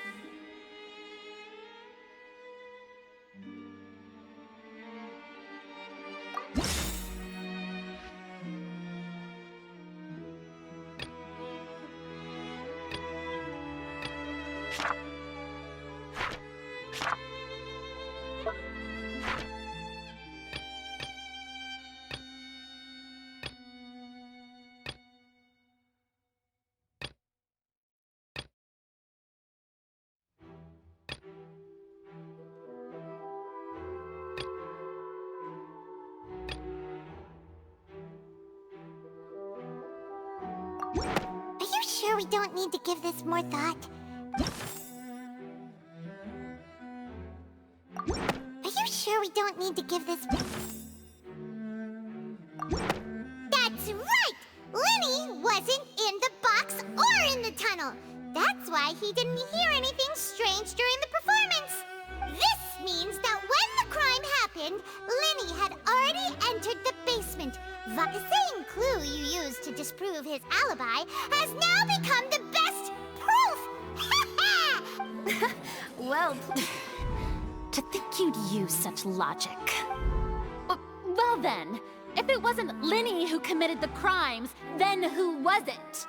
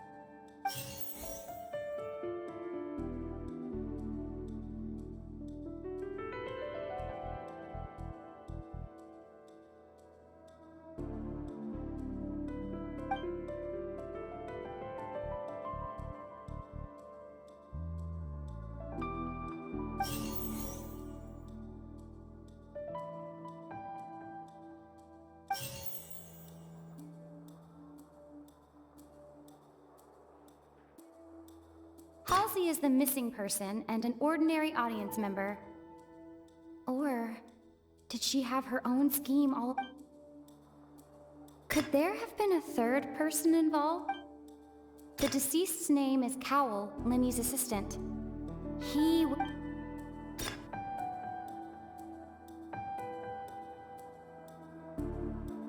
Halsey is the missing person.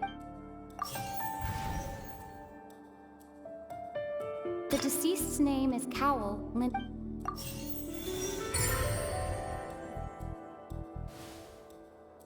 Huh? That can't be right.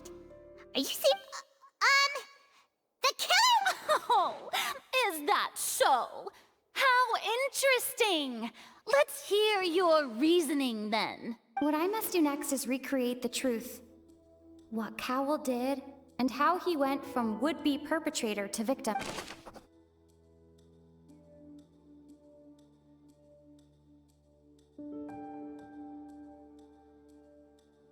No one entered or left the Opera House through its entrances. The deceased's name is Cowell, Lenny's assistant. He would have been able to Halsey's clothing was in the tunnel. So there must have been some fear that she would attract attention. It would have been tough for both people to fit into that vent. They would likely have bumped into Lenny as well. Lenny was not in the tunnel at that moment, which...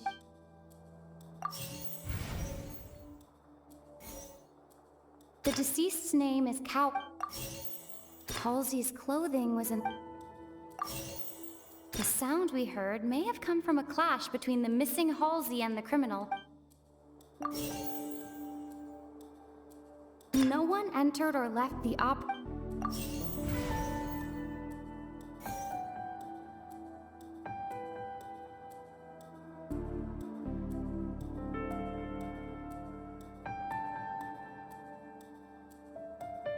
Halsey's clothing was in the tunnel.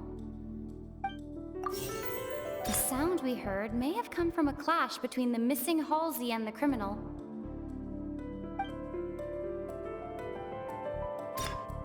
Halsey's clothing was in the tunnel.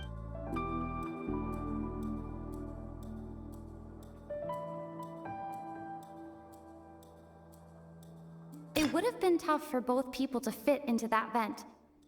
They would likely have bumped into Linny as well. Linny was not in the tunnel at that moment,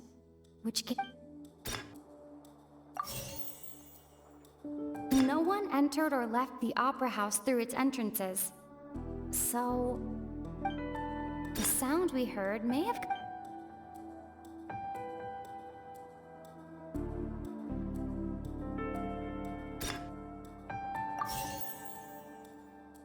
The deceased's name is Cal...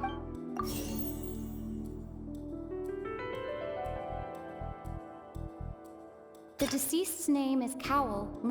The sound we heard may have come from a clash between the missing... It would have been tough for both people to fit into that vent. They would likely... Halsey's clothing was in the tunnel. So, there must have been some fear that she would...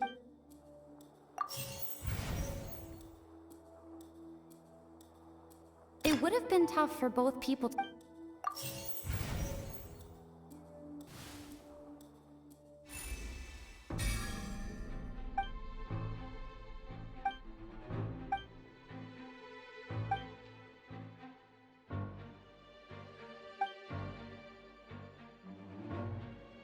What's wrong, Traveler?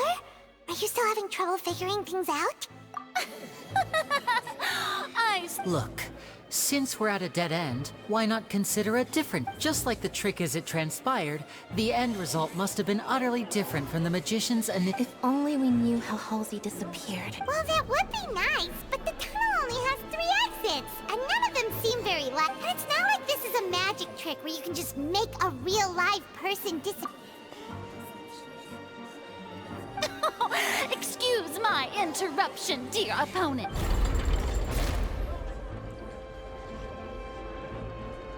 If the defense is unable to make further effective arguments, we will move on to the next stage of the trial.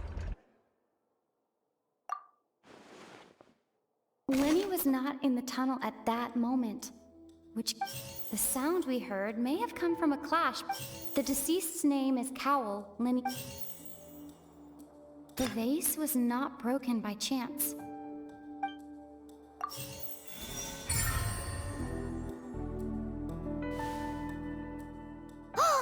Paimon gets it! It all comes together if Halsey disappeared instead of being kidnapped. Lynette escaped from the water tank, vanishing gradually and leaving only clothes. If there's a similar method... How could a person ever be transformed into water? This is reality we're talking about here, not some magic trick. Must we really? Magic tricks are Even so, I trust the travelers. The truth must be out there somewhere. Perhaps some new line of reasoning. Since Cal was the deceased, we haven't placed much attention on him. But given that we aren't making much progress with the case, it wouldn't hurt to have a look at his belongings, would it? People really do come up with all sorts of harebrained schemes when at the end... Nevertheless, I believe that this is a reasonable request on the part of an attorney. Since the trial does indeed appear to be at an impasse, I believe that additional evidence may help us make more progress. Guards, please step into the lounge and examine the personal effects. We are still examining the items, but we have already made critical progress that we feel must be shared with everyone post-haste. We discovered several test tubes of fluid within Cowell's baggage, each labeled separately. The notebook in his backpack claims that these fluids are... water from the Primordial Sea. The Primordial Sea? The note's contents also indicate that Cowell belonged to an organization that sells illegal drugs and that he had an accomplice. The notebook has many entries concerning safe usage of these fluids, in which the keyword dissolve appears. One of these tubes was labeled Opera Epiclese, along with yesterday's date.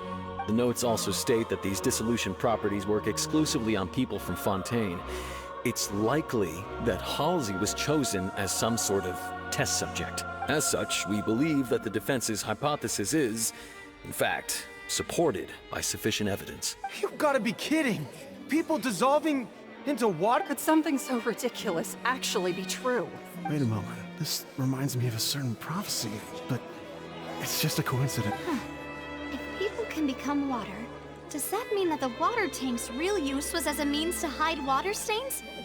And if Cowl was targeting that girl... Wait just a minute. Could that mean... Demoiselle, wait! What about your partners? Let's go. Just Order! Order! It is undeniable that further examination of the deceased's personal effects has yielded some surprising results. But we cannot... Still, let us assume that these clues are indeed authentic, albeit with the understanding that Ms. Halsey has yet to be found. Guards, please continue Mr. Linney, it appears your hypothesis is supported by the evidence. Of course. Thank you, Your Honor. If we uphold this hypothesis, I believe that many of this case's seemingly unrelated clues can be connected together. Right! Like the metal hook! Let's think about this. Cowell's methods must have something to do with that water... The deceased's name is Cow.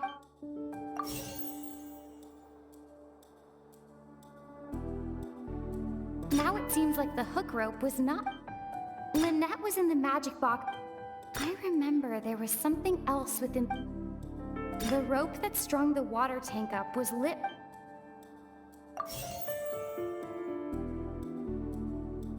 The water from the primordial sea... Now it seems like the hook rope was not...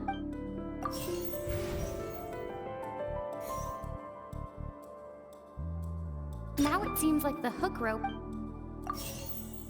The rope that strung the...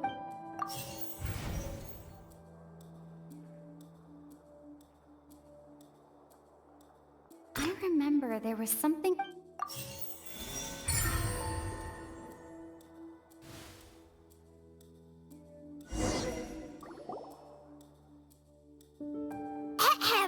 It's Ace Detective in the original plan. Cowell would tamper with the water tank rope, and the numbers, when the magic box containing Halsey was lowered, the metal hook would retract gradually and pierce the balloon at the top of the box. When the balloon attached to the box popped, the water from the primordial seed inside it would pour down and dissolve Halsey. Afterward, Cowell would enter the tunnel and break the flower vase to conceal the water inside the tunnel, with the remaining evidence being covered up by the water tank on stage. But he encountered something unexpected in the tunnel, and wound up being fatally hit by the same water tank he meant to use to That does make sense. That actually links together a lot of the more confusing pieces. Oh dear, what do I do? Even I think they sound convincing now.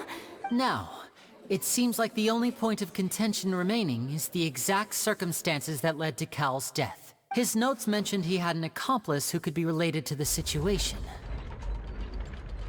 On that note, the guards have just contacted me indicating that they uncovered... I shall now invite him on stage. Thank you, Your Honor. We were just inspecting the luggage of the other people involved in this case.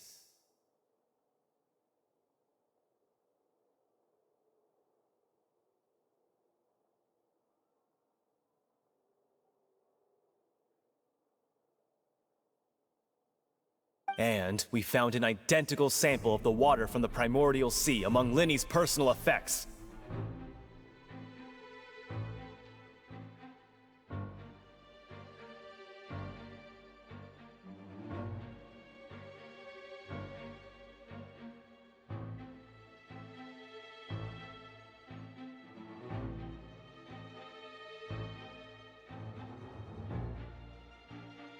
What?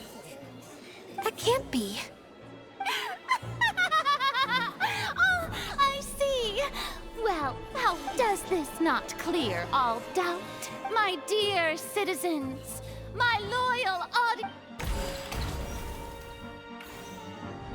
Linny did not need to take part in the dissolution of the young woman at all. Indeed, he did leave the scene via the vent, having made modifications to the props beforehand. But upon his return, in cruel avarice, ultimately, he knocked Cowell out, and the tool now, as much as I regret having come to such a viciously straightforward conclusion, it does. Am I right? We've used up all the evidence we collected. Is this the end of the road? Oh no! Paimon can... seems using the water as new evidence was too good a move. I think we've all seen. I believe this is indeed. Now then, my good. Excuse me, everyone, but I must. Miss, I must ask you not to Oh, come on. Don't be hasty. I have a good reason for interrupting, you know. Now, would anyone here like to take a little break from all this debate and see a little magic? I'll show you an amazing trick. One that can bring a young woman who has disappeared back in the flesh, right before your very... What in the world? No offense, miss, but miracles like that? Come on now, don't be silly. Magic is all about misdirection, isn't it? It often conceals the truth while once everyone believes the illusion. Can't magic reveal the truth to them once again? And wouldn't such a trick be the most marvelous... Come on, Linny and Lynette. Give it another go. But as the magic makers and stars of the show, I think I should... I understand.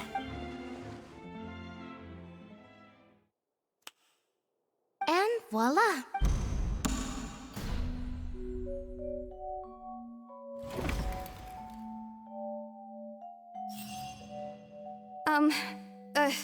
Sorry. Wait, isn't that Halsey? To be clear, I'm only here because this person told me that if I testified, the merit of doing so would lessen my sentence. I was hiding outside this room listening to the proceedings because I was afraid that I would be the one put up. I was just feeling happy that no one had noticed me. And then before I... That'll teach you to underestimate us three. Where should I begin? What? Firstly, my name isn't Halsey. It's Lillian, and I'm originally from Mondstadt. I heard that Linny's show was gonna be a real thriller, but I missed the chance to buy a ticket. That's how I make a living. I steal stuff here and there. And I'd never been caught before. But I was noticed at the harbor a few days ago, and I barely got away. Linny was the one who caught me in the act. Hey! No wonder you look familiar. Liddy even mentioned that you were pretty skilled. Well, and I thought that would have been the end of it, but then the number selector chose. He even mentioned the Fortress of Meripede. That's a prison, isn't it? So you can imagine how shocked I was. I thought he was onto me for sure. So I played along with the show while looking for an opening to flee. But then I got water poured on me for no reason, and then someone jumped into the tunnel to nab me.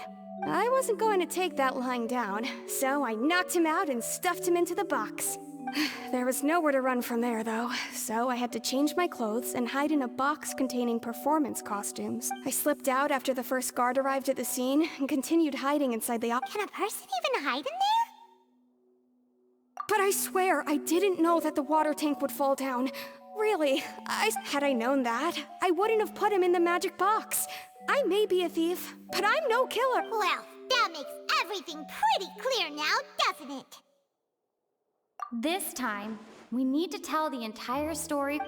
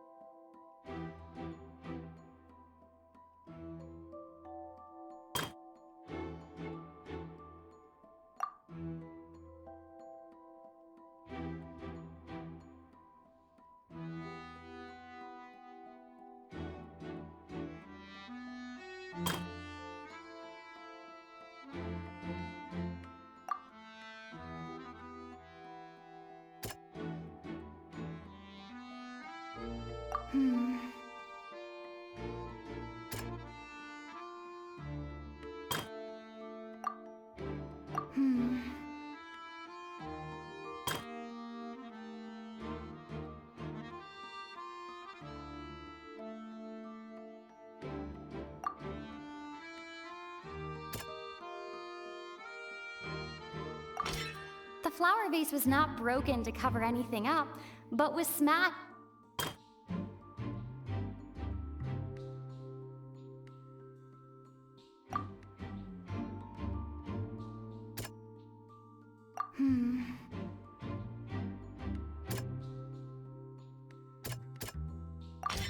Lillian.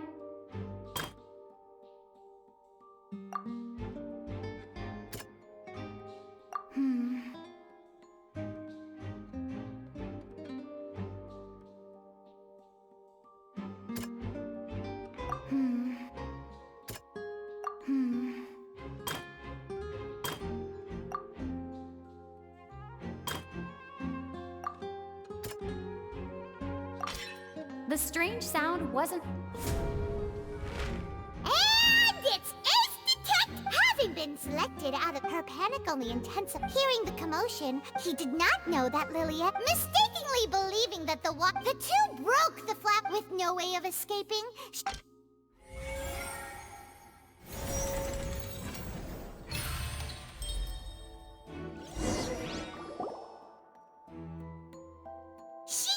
That she would have to go through guard inspection if she tried to leave afterward. So, she has been trapped in the Opera House these last 2 days! She had already become desperately hungry by the time we were chatting over macarons. So, she swiped 2 of them right under our noses.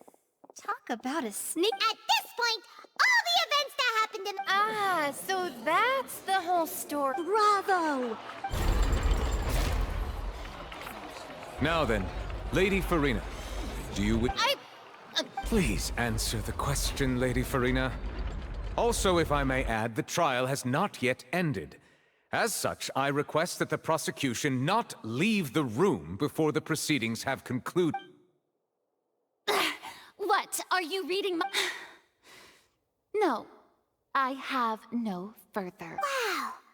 Look at that! If there are no objections, then as the Chief Justice of Fontaine, the actual perpetrator of the serial disappearances, Cowell, selected his next victim from the audience reservation. With some modifications to the selector, he could ensure that the pre-selected young woman would be chosen. To cover up any evidence while committing the deed, Cowell thought of allowing the water tank to fall, which would conceal the water left behind after the young woman was dissolved. He also tampered with the rope suspending the water tank, using the fireworks at the end of the performance to cause the tank to drop and hide the watermark. He poured the water from the primordial sea into a balloon during the preparation of the magic box and stuck it to the box's lid.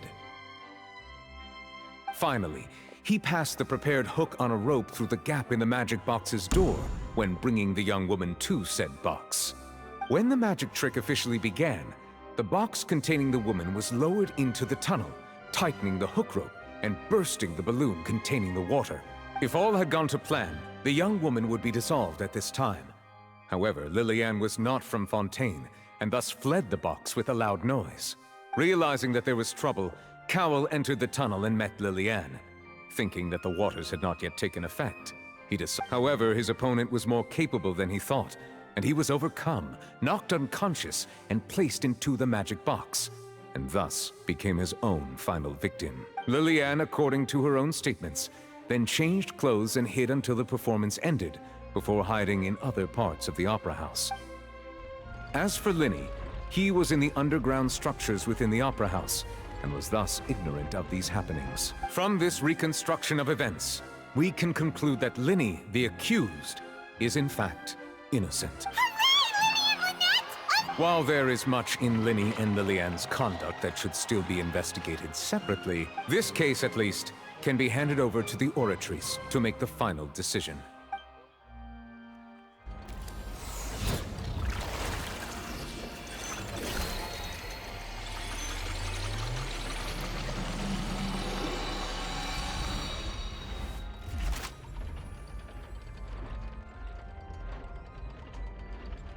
As such, Linny and Lynette are a... Great work, part. Thank you all. Thank you so much. Next, I think we deserve an explanation, Guard Vaughn. How did you find the water from the primordial sea in Linny's baggage? Right! Your discovery caused me to make a serious mistake, you know. I suspect that the accomplice mentioned in Cowell's notes was not Linny, but you, yes? I'm sure you know what you must do to lessen your sentence. Speak quickly! Unless you want to earn yourself a one... I was just following orders. We were supposed to place blame for the serial disappearances onto Linny, and thus cause suspicion to fall on the Fatui. The higher-ups said this was the best opportunity to do so. And now that your plan has fallen through, and the secrets of the water have been revealed, you have become a liability to said higher-ups, yes? Therefore, you would be wise to tell everything you know, and seek the protection of the guards. Yes! Our boss discovered that the water can cause people to dissolve. It can also be made into a potion, which when extremely diluted, can cause people to experience unforgettable exhilaration. We've been in this business for a while now, and have made decent mora off it. The disappearances were also the boss's idea. I mean, this is the boss we're talking about. The...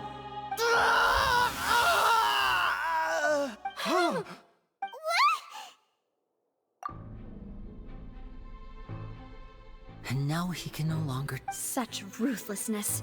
An outrageous... All present, please submit to inspection immediately.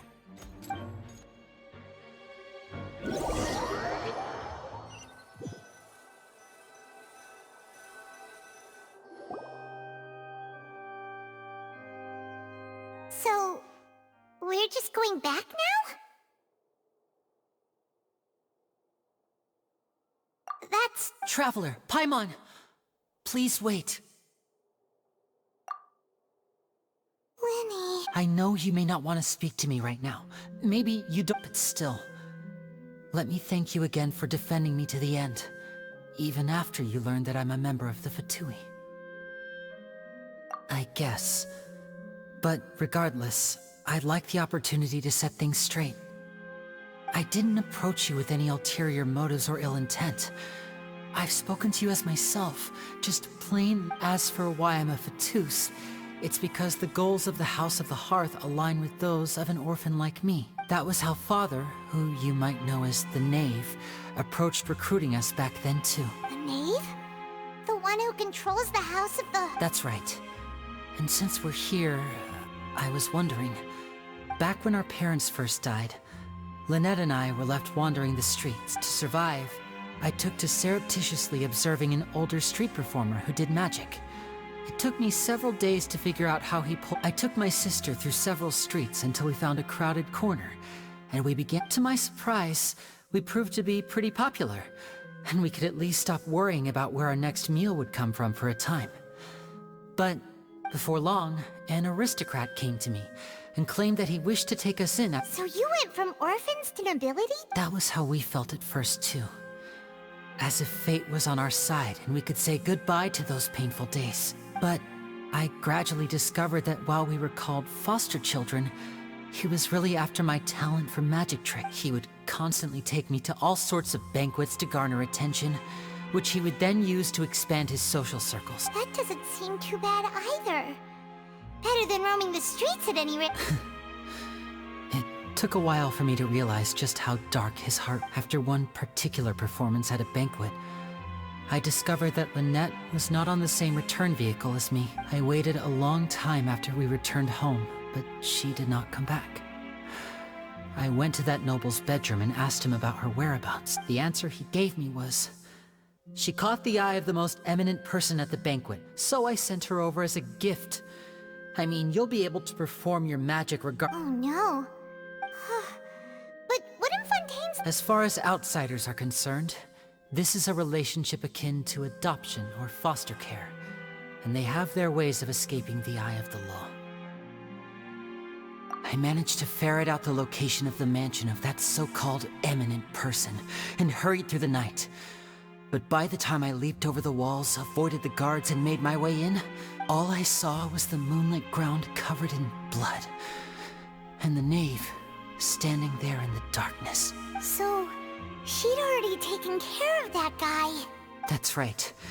She had rescued my sister before she could come to any harm, and had even discovered several girls hidden in a basement, all of them orphans. Father, I mean, the Knave, might have seen something in me, and so she made me an offer. The House of the Hearth welcomes you, for your interests align with ours. Here, none will ever betray you. Indeed, betrayal shall never be permitted here. I was hesitant to trust her.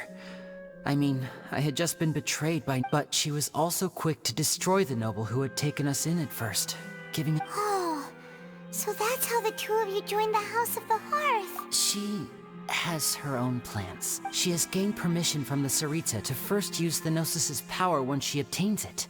She plans to use it to find a way to break the prophecy and save Fontaine. So, she believes in that prophecy? That's right. The whole House of the Hearth is currently working to combat that crisis. Today's case has also proven that people from Fontaine can indeed dissolve into some sort of water, thus further supporting the prophecy. All of us house members here, Lady Arlecchino herself included, are from Fontaine. We won't give up on defending our home. To us orphans, the only connection we have left to this world, apart from our family, is our homeland. So, from small deeds like distributing magic pockets to huge schemes like stealing a Gnosis, everything is aimed at dealing with that It's all right. I understand. The only thing I can do is relate all this to you. I just hope you can understand that even as a member of the House, I have never stopped making my own decisions, and that I believe what I'm doing. If you should need anything at all in the future, feel free to find me. I will do my best to help.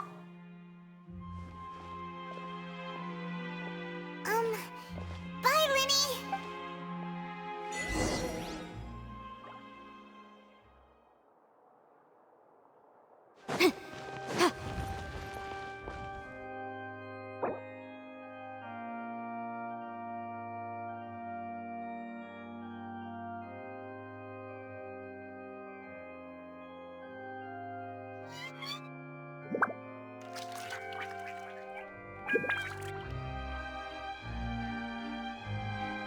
Sometimes the law is compatible with human nature, but sometimes the two conflict.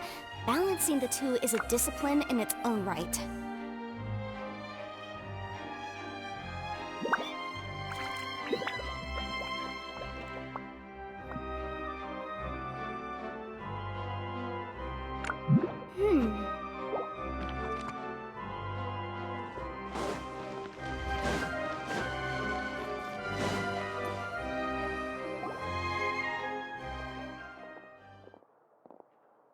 Hey there!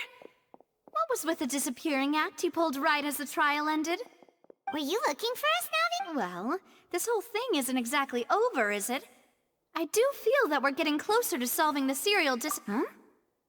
What's wrong, my dear partner?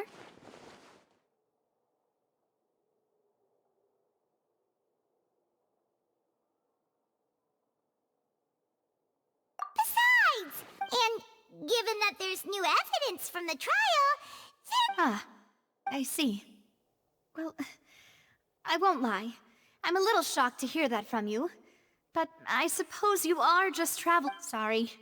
Don't say that now. Aw, and we were having so much fun investigating with you, too. It was like having new waters flowing into a stagnant mire, causing new... Sorry about that. Wait, shall we have a farewell meal? Huh? Do we really need to get that formal? Well, I'd just like to have a proper... Anyway, it would just be a meal, so it shouldn't take up too much of your time. You don't have to twist pineapple. Oh, wonderful. All right, then. Let's...